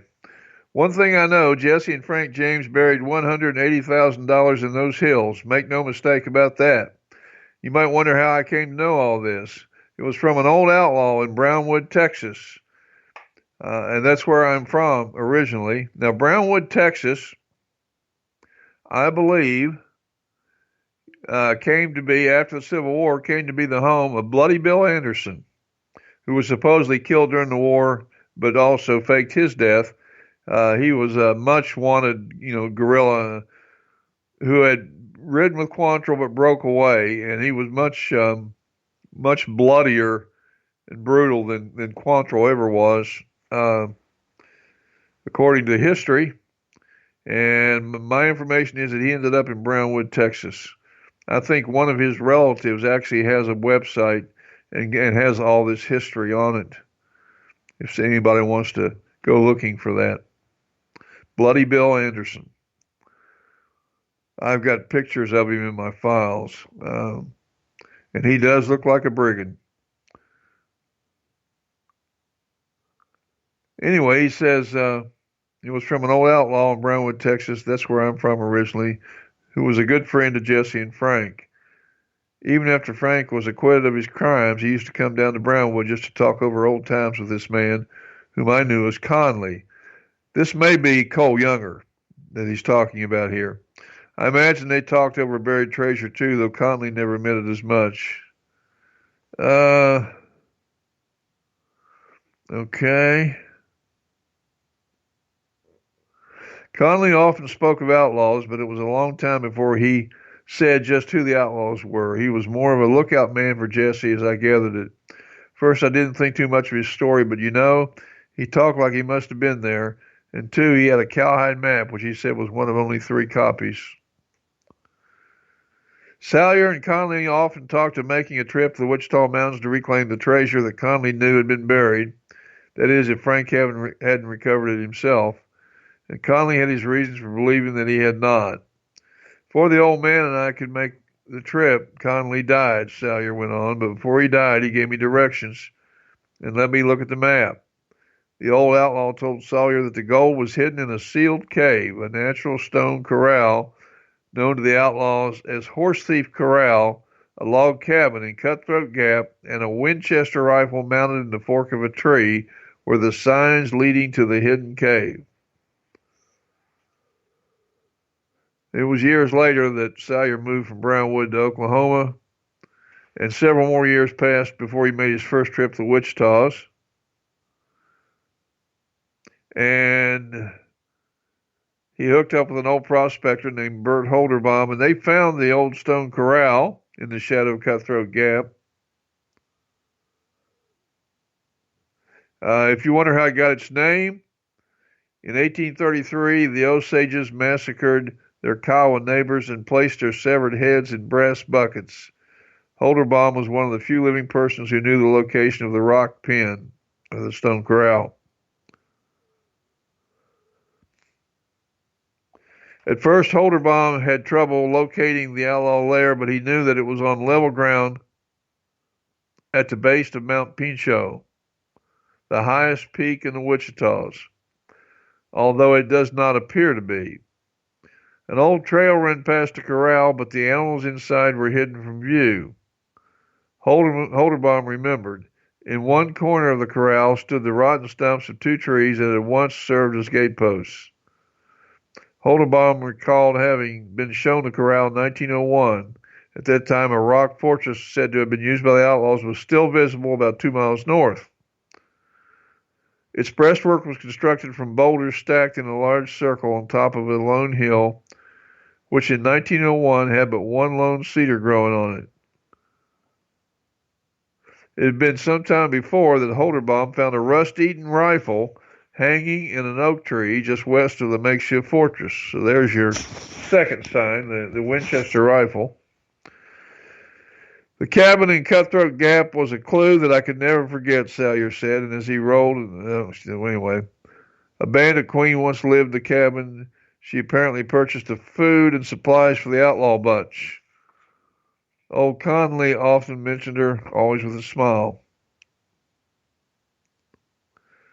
At the summit of Mount Pinchot, a long black streak plunges 20 feet down a bluff. And he says the black streak is a sign, too. The gold is between the streak and the hanging rifle. If Conley didn't err in his directions. My partners and I searched continuously for 6 weeks during one spell.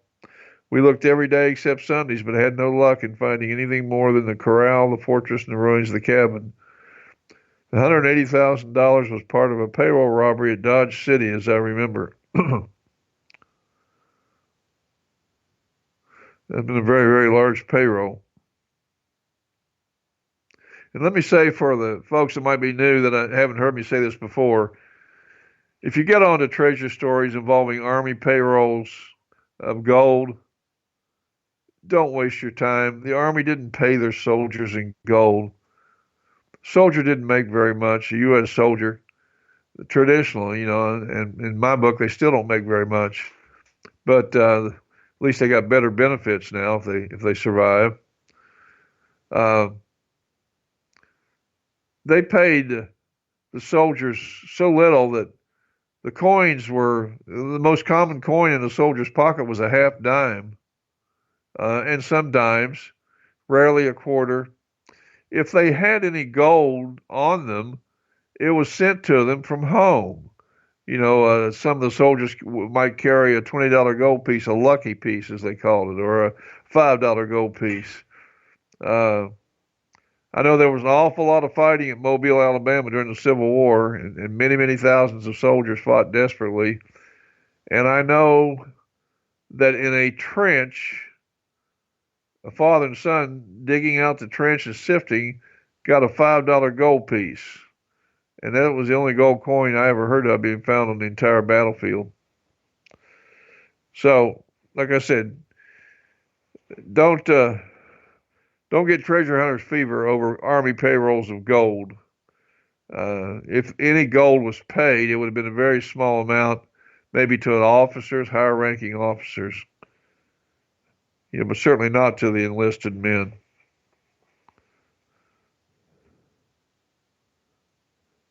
Okay, let's see.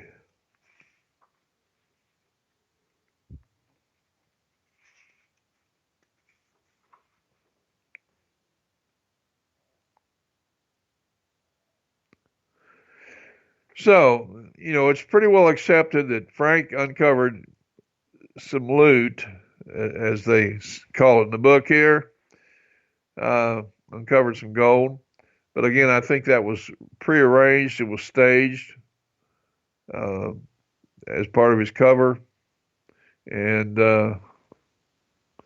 certainly the brass buckets, and the copper map and everything and all the codes, all of that's been found. Somebody went to a great deal of trouble to make those and bury those. And they did that because they're associated with, tied to great amounts of gold, or probably gold. Uh, there could be silver too. The certainly the KGC did not exclusively hide gold. Uh, they did hide a lot of gold bars in their 8 super caches. The 8 that Jesse Lee told me, and I'm thinking there might be a 9th, one right here in the Wichitas that he didn't tell me about. Maybe he didn't tell me about it because it was the biggest one. I don't know, but they were not averse to silver. There are caches that I talked about with Jesse that were silver dollars, barrels of silver dollars, so that they'd hidden away.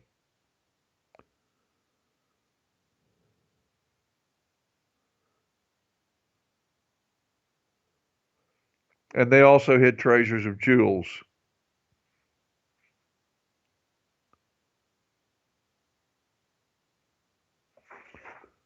Okay.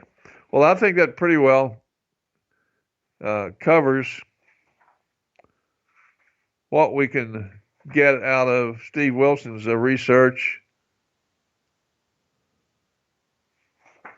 And I want to go, let's see, want to go through some of the other, these are fairly short treasure stories.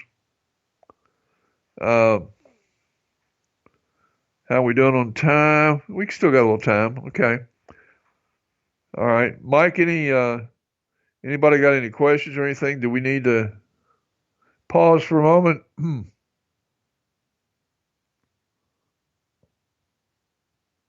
Nobody there? Hello? Yep, I'm here. I'm sorry. I accidentally put you on mute. Okay. I'll be honest with you. I've been sitting here just listening, and I haven't been checking chat. I actually laid down. My back is killing me. And so I've just been listening in and haven't been looking at chat. But I can see it. I don't see anything recent.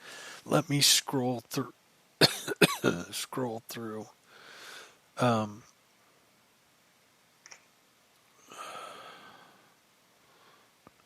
mean, nothing I see, but very interesting show. Oh, I'm all stopped up. I hope I'm not getting sick. had a tickle in my throat today. Uh-oh. Yeah, I know, right? We're going to have to quarantine you for 2 years. Right. If anybody has any questions, if I missed it, like I said, I just haven't been watching chat. My back has been really bothering me.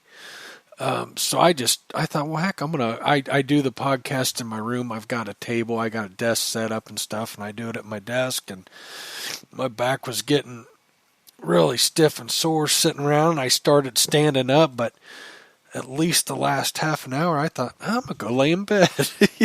Well, there you go. Yeah. Okay. But I'm not seeing anything. If anybody has anything, okay. Well, we'll move right along. We're going to get into a chapter in the book. It's entitled "Skeletons, Jewels, and Platinum." All right. Good deal. Let's see what we got here. Okay, he's interviewing a guy named Old Jim Wilkerson. And he tells him, he says, I guess it won't hurt to tell you the whole truth about this.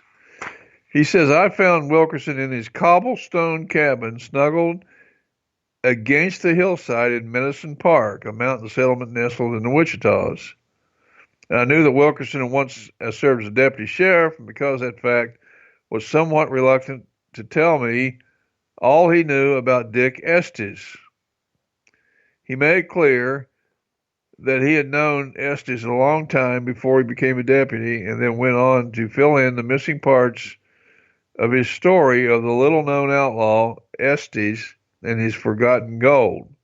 In 1902, Dick Estes pulled a robbery in Denver, making a sizable haul of $40,000 in jewels and watches and $20,000 in gold coins. Wow.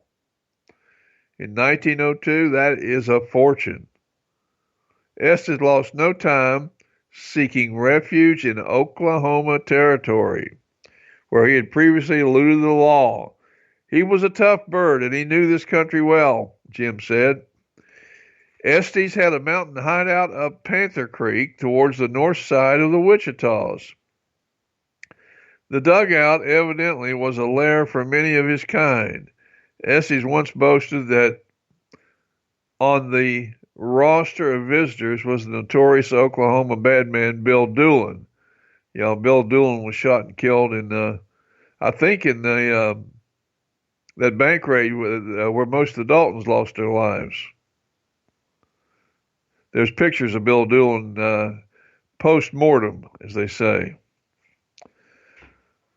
While holed up at his mountain lair, Estes cached his haul of jewels, watches, and gold, keeping out only enough so as not to appear conspicuous. For his treasure, he chose a bank of dirt at the base of a cedar tree 10 paces west from the dugout. Then he rode into Lawton and sought out Jim Wilkerson, whose family he had known for years. As a kid, I used to cook for a lot of those characters, old Jim smiled.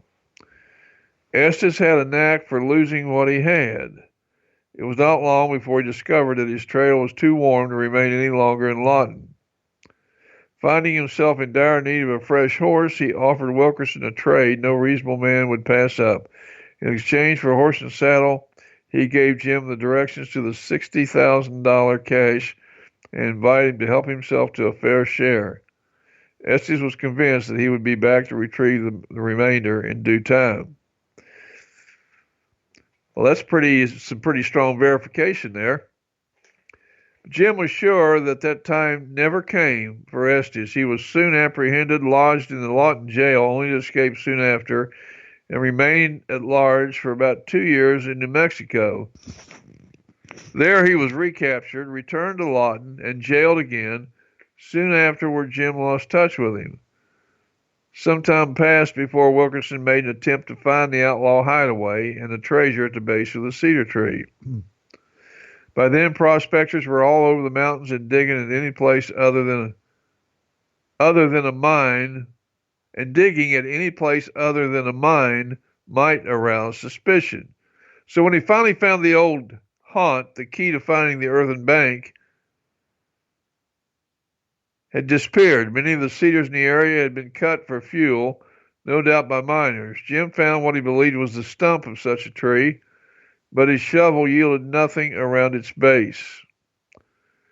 Jim Wilkerson never got to tap Dick Estes' cache, which is still hidden somewhere up Panther Creek in the heart of the rugged, boulder-strewn Wichitas.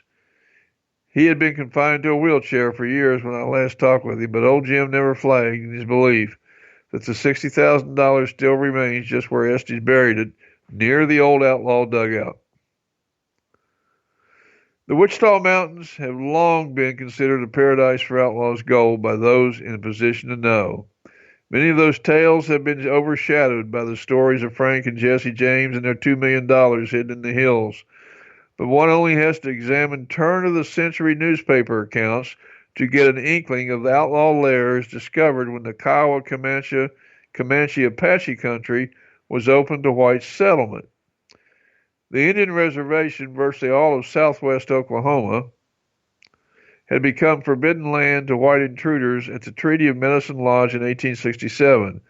The government feared a repetition of the Black Hills Gold Rush and massacres. Fort Sill soldiers and Indian police alike patrolled the reservation, frequently arresting interlopers, but prospectors still came with pick and shovel, as did men wanted by the law, seeking refuge in caves and twisting canyons where few white men were seen. Their telltale bones often revealed a grim story, period. In November 1895, a party from El Reno discovered a charred skeleton of a prospector in a deep canyon between Mount Scott and Mount Sheridan, who had evidently been killed by the Comanche Indians. Near the remains were found mining tools, a crucible, and a claim marker that showed it had been staked the February before. It was not the first nor last such discovery.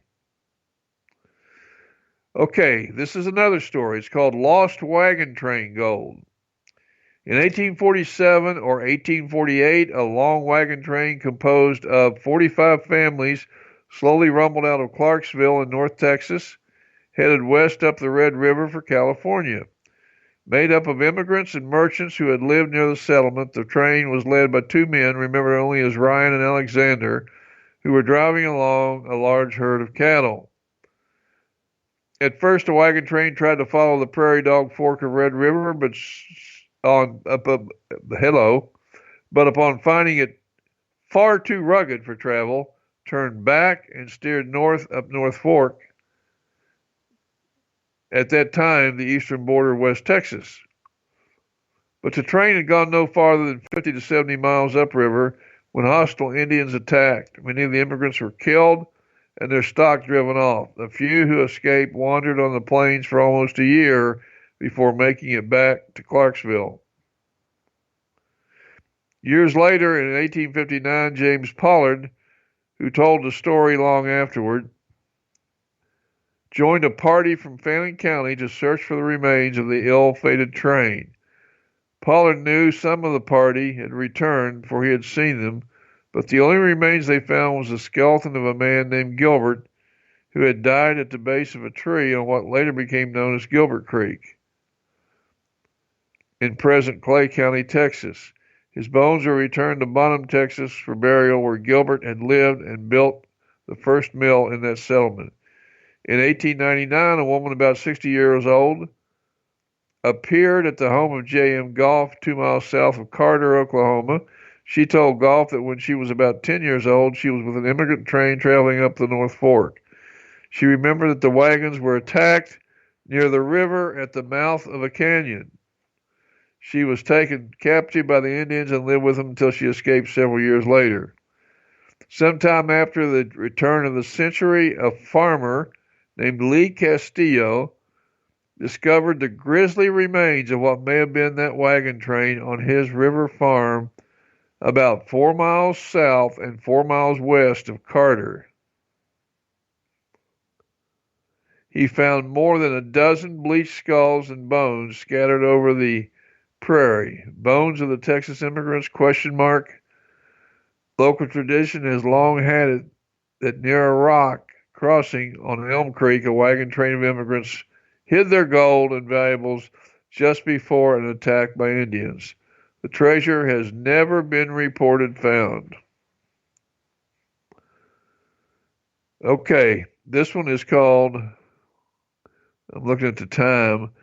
I'm going to, let's see here. Yeah, I've got too many. I promised you relic hunters a story, an Oklahoma story here about relic hunting. So I want to get into that pretty quick. Dorian, and don't worry, we can. I know we said this was wrapping it up, but if we need to make a fourth one, because we're at 2 hours right now, we can always make it a fourth one, a fifth one. People love this series, so they will wait and come back and listen to more. So we don't want to rush through anything. You know, I wouldn't rush through anything. But please continue as you see fit. Okay, let's take a little poll from our listeners. They can either make comments on the Jesse James announcement posting or on the chat room. But from here, I've got a lot more treasure stories. If this is what you'd like to hear, they're not going to be about Jesse James, but we can move in. We can do a show on these Oklahoma treasure stories. Let me give you some titles that we can get into. Dead Men Tell No Tales, A Dying Man's Story, The Keechee Hills Mystery, The Skeleton and His Gold. I'm not sure how to pronounce this. Keowns.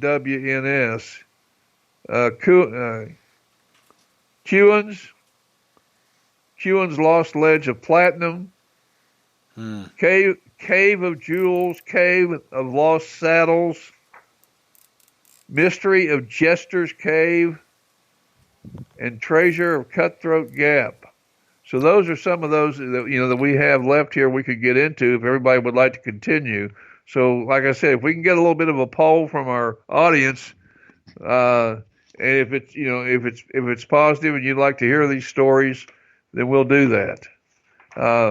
Frankly, I think that's one thing that's missing in the world of treasure hunting today, Mike, that was really, really prevalent back in the 70s and 80s was treasure stories like these. Yeah. I don't know how they lost their appeal because, man, I'll tell you, one of the hottest items back then was copies of old treasure magazines. People were always trying to obtain these, and people had huge files of these magazines that were full of these treasure stories. So they have an appeal, and you listen to the clues, and you think, okay, could I work this project? Is it worth working? Could I take it a step farther than anybody else did? Let me ask you this, Dorian. Yeah. How many? Do you have a lot of these treasure stories you want to share? Or, do we want to make it an ongoing series or something where you do some? Are you wanting to do that? Because we can do that. Or do you want to do a single show and share what you're willing to share? Or, because they'll eat it up. I know I will. I love that idea, but that's up to you. Yeah. There are literally, I have files with hundreds of authenticated treasure stories. We could probably do every show for the next year on just that subject alone, Mike. So, like I said, if people want to hear this, we certainly could work these kind of shows in from time to time. I would love to do that. I think that's really cool. And, talking to you and, Dennis, and you guys talking about some of these caches and stuff, it's really been on my mind a lot lately. Dennis has really kind of really got me excited about that. Yeah, Bill, I'm sorry, I got to interrupt everything. Bill in Ohio found a cob coin. Oh, a cob. Wow. Yeah, he did. Way to Yes, go, he Bill. did. Mm-hmm. I found my first cob in the 10,000 islands off the coast of Florida on the beach, Oh, wow. where That's a, where Gasparia and his pirates used to live. oh, wow. How cool Mm. is that? Yeah, all I had to do, Mike, was go out into the Gulf of Mexico for the very first time in my life in a 14-foot open boat with a 40 horsepower Merc engine, outboard engine. Mm. I was with a Garrett dealer, and we are out in the middle of the Gulf with no land in sight in any direction.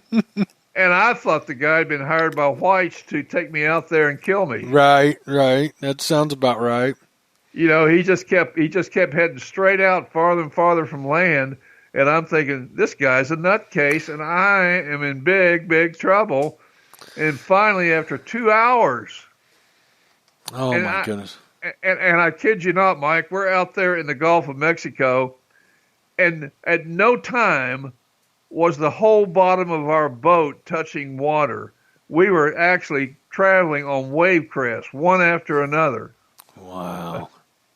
And, wow, that sounds and all scary. of a sudden, I see these little tiny green dots way out there on the horizon, and they got bigger and bigger and bigger. And there really are 10,000 islands out there. Wow. You know, so how neat is that? Yeah, came back with my first, Spanish cob coin. That's all we found was the one, but it was quite an adventure, and I live to tell about it. Right. Mike, let me do this. I did promise the guys, the relic hunters, a quick story here, and then we'll wrap it up. Okay. This is a Wichita's military artifact story, guys. You're going to like this. Okay. And you might want to, let's see. Now, this will work. Here we go. Otter Creek has an important place in the lore of the Wichitas, a tributary of the North Fork of the Red River that once harbored the animals for which it is named. Is the Red River named for animals? I don't get that one. Okay. It doesn't make sense, does it? No, it doesn't. Hopefully the rest of it does. It branches several miles west of what is today Snyder. Okay, Snyder, Oklahoma. One stream heading north through Granite Peaks, the other northeast to Cutthroat Gap. Remember we talked about Cutthroat Gap? It's in picture 63 for those of you that have the pictures up in front of you. Okay, on the north side of the mountains. It served as the base of operations for the first punitive expedition sent into the region by the United States government. In September 1858, 4 companies of the celebrated 2nd Cavalry and 1 company of the 5th Infantry, commanded by Brevet Major Earl Van Dorn, and a force of 135 Wichitas. And by the way, you guys, I don't know, my Civil War guys, I don't know if you know your history. Where did Earl Van Dorn die during the Civil War?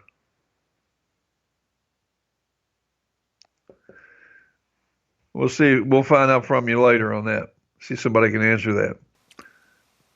Anybody can answer that before we quit the show, I'll give you a copy of my book on the Battle of Perryville. Whoa. You guys better jump on that. He writes some good books.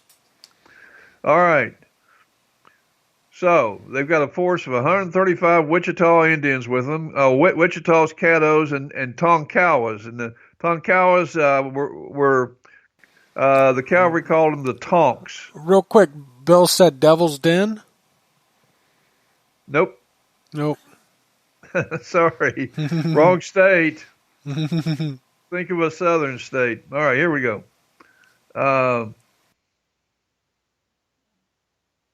Okay, and they were led by Lawrence Sull Ross, and they were sent north of the Red River from Fort Belknap, Texas, to war on the Comanches who were raiding the Texas settlements. 3 camps were established on Otter Creek. Each was named Camp Radzyminski in honor of a former officer of the regiment, Lieutenant Charles Radzyminski.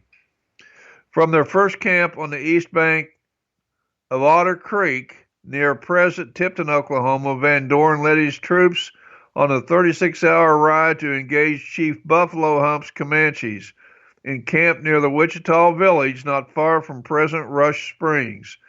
Van Dorn's cavalry and Indian allies killed 70 of Big Hump's warriors and scattered the remainder. So they had quite a battle there. 2 months later, Van Dorn moved his troops upstream several miles where they wintered, and in March 1859 he chose a third camp farther upstream on the west bank of Otter Creek. You started something here, Dorian. Oh? Steve said Tennessee. Bill said Vicksburg. Steve said, didn't a doctor shoot him for fooling with his wife? If he did, then I'm thinking of the wrong officer, and it's my bad. We will, let's see. Mike, do you have a record of those responses? No, I could, if I can find a pen, I can start writing them down. Okay. I don't have a pen anywhere close to me, though. I'll tell you what, I may be messed up, but whoever gets it correct, I will give him the book. Okay. But I was thinking he was killed during the a battle in Arkansas. There's a clue, guys. You better hurry up. A big battle in Arkansas. Let's see if they can find it. All right.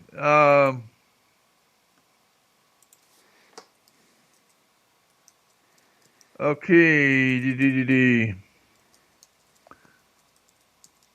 All right. So he makes a third camp farther upstream on the west bank of Otter Creek. The camp was protected in the north and west by granite peaks, about 2 miles north and 2 miles west of present-day Mountain Park in southwestern Kiowa County. Boy, that's pretty much X marks the spot there, guys. Mule and wagon trains from Fort Belknap kept the soldiers supplied. A well was dug, but facilities were few. The officers lived in small picket, mud-chinked huts with stone chimneys, and the enlisted men camped in the new conical Sibley tents. In late April, Van Dorn led his troops 400 miles northward to southern Kansas and again defeated the Comanches near present-day Dodge City. The cavalrymen returned to Camp Radzyminski at the end of May. 5 soldiers who died at the camp were buried a half a mile away. The bodies were moved to the National Cemetery at Fort Gibson in 1933. Excuse me. And I have hunted Fort Gibson at night. Sorry, no more details on that one. Okay. So tradition has long held that outlaws cached $40,000 in the granite rocks somewhere about old Camp Radzyminski, where only scattered foundation ruins now remain. In 1859, after 10 months of occupation, Camp Radzyminski was abandoned when the 2nd Cavalry was recalled to duty in Texas.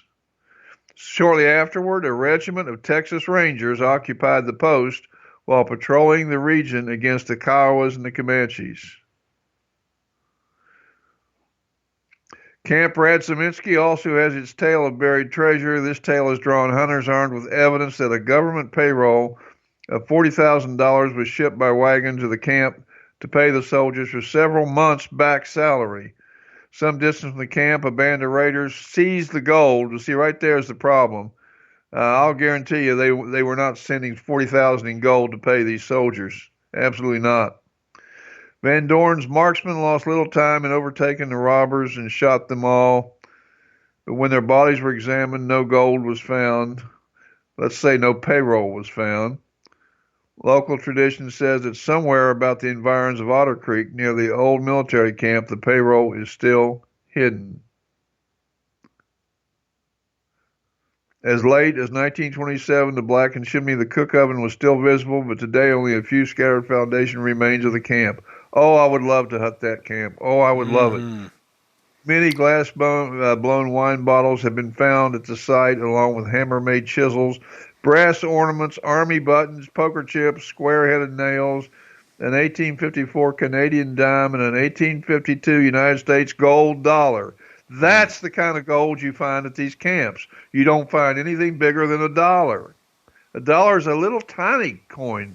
If you don't know how big you know how big a half dime is? Well, a gold dollar is about half that size. Yeah, they're tiny, aren't they?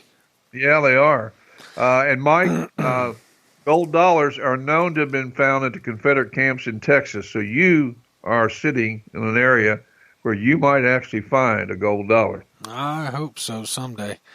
Steve said a guy named Peters killed him for fooling with his wife. Must be another officer in Arkansas. Bill said Pea Ridge. Or was asking if it's Pea Ridge. I'm thinking it is Pea Ridge, yeah. But we'll check, and if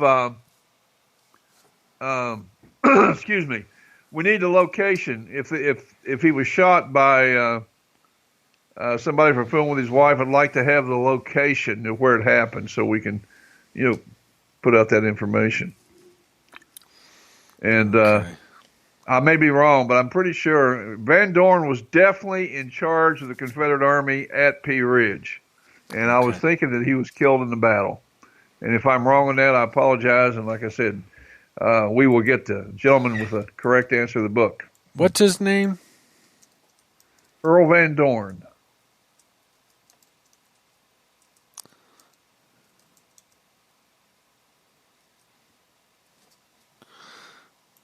Let me look. Okay, if he...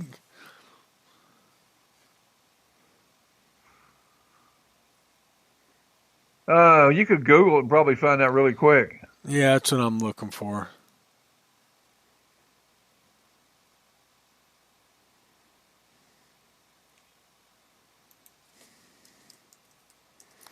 I'm trying.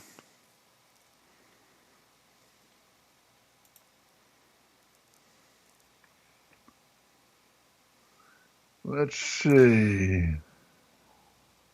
Oh, he was shot dead at his headquarters at Spring Hill by a doctor who claimed that Van Dorn had carried on an affair with his wife.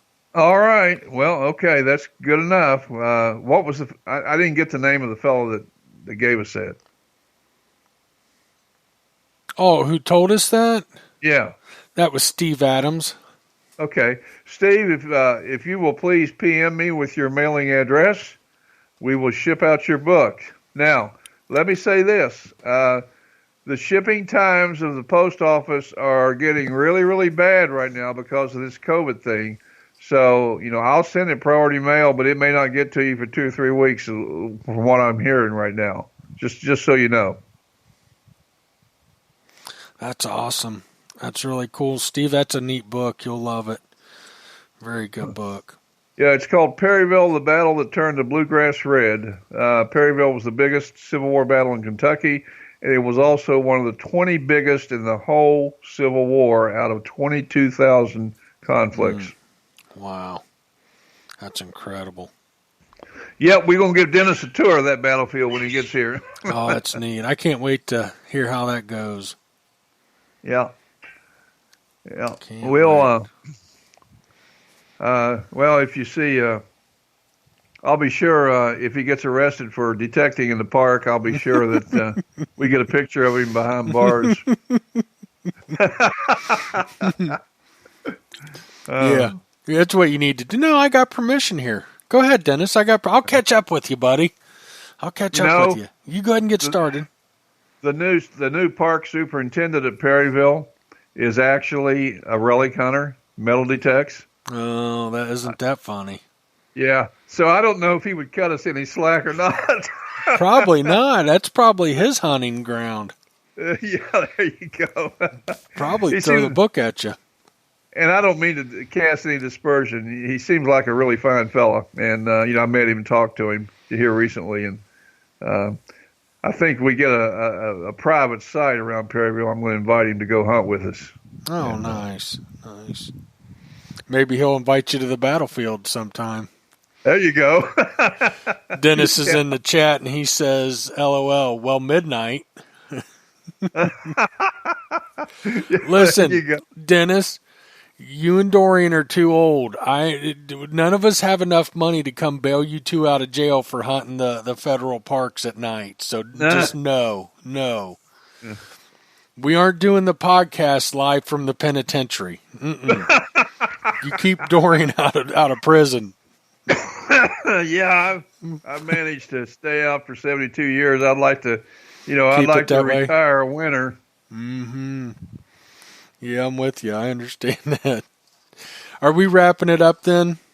Yes, sir. Okay, good. That was another great show, and we'll talk more about it, Dorian. But I mean, if you're up for it and you want to do it, I think that those shows would go over really big. I know I'd love to hear them. If we do one now and then, we don't have to. I don't want to do them every week or anything, but every now and then. And like I said, everybody next week, it might just be me. Dennis and Dorian might be headed off to prison for hunting federal parks. So if Dorian's not on next week, he's probably headed to prison. That's not federal, Mike. That's state. Oh, is it state? Yeah. Okay. Well, that's good. Perryville's the only battlefield park last year that only state battlefield park out of about 300 state battlefield parks that made the top 10 battlefield list. Wow. Bill said new Facebook page detecting from Cell Block C. Yeah, this isn't. I don't want this to be all metal mode from Cell Block C show. Mm-hmm.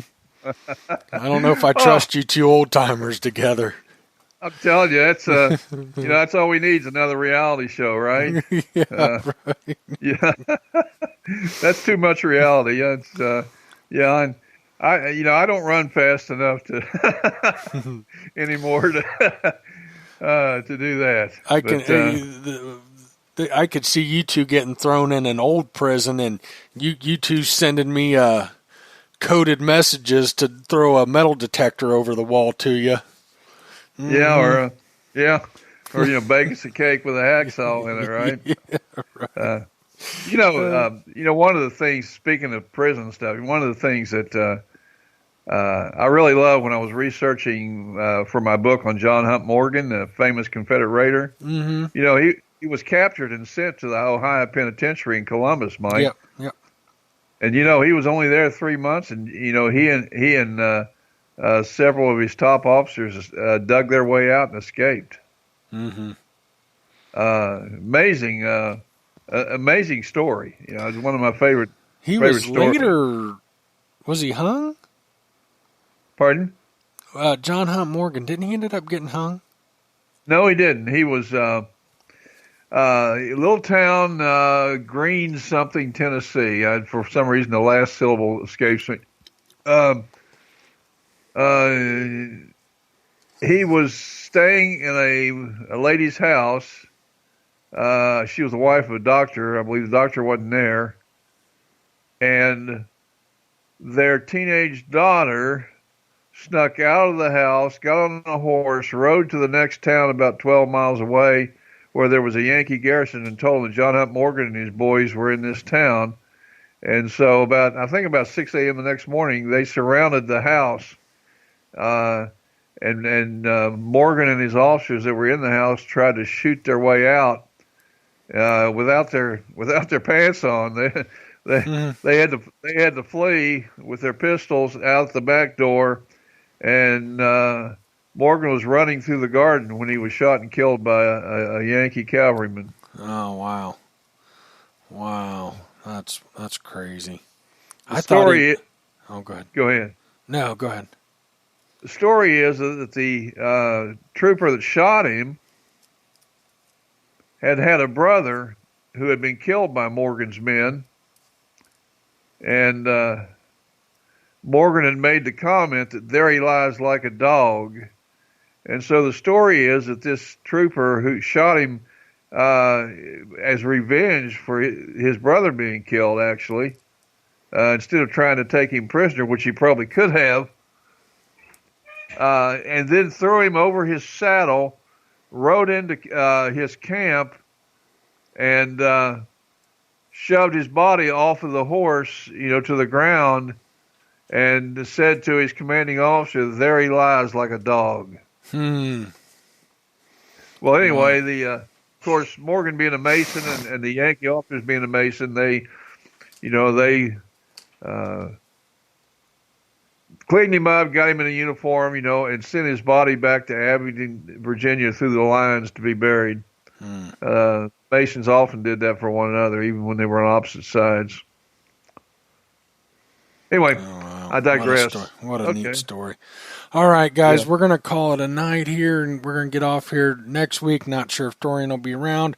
Most likely, we're going to be talking about the new Apex and what comes out Friday, if enough comes out. If not, we'll figure out what we're going to talk about. But, Dorian, if we don't hear from you next Tuesday, have fun. And thank you, sir. Treat my dentist good. He's been real good to me. Don't get him in jail or in any trouble or anything. I appreciate it. Steve said he sent you a message through all metal mode. Okay. So I'm not sure what you mean, Steve, through all metal mode. But if there's something there, I'll find it. But yeah, we'll get it figured out. All right. Good night, everybody, and thanks for tuning in. Hope you loved it. All righty. Good night. Good night.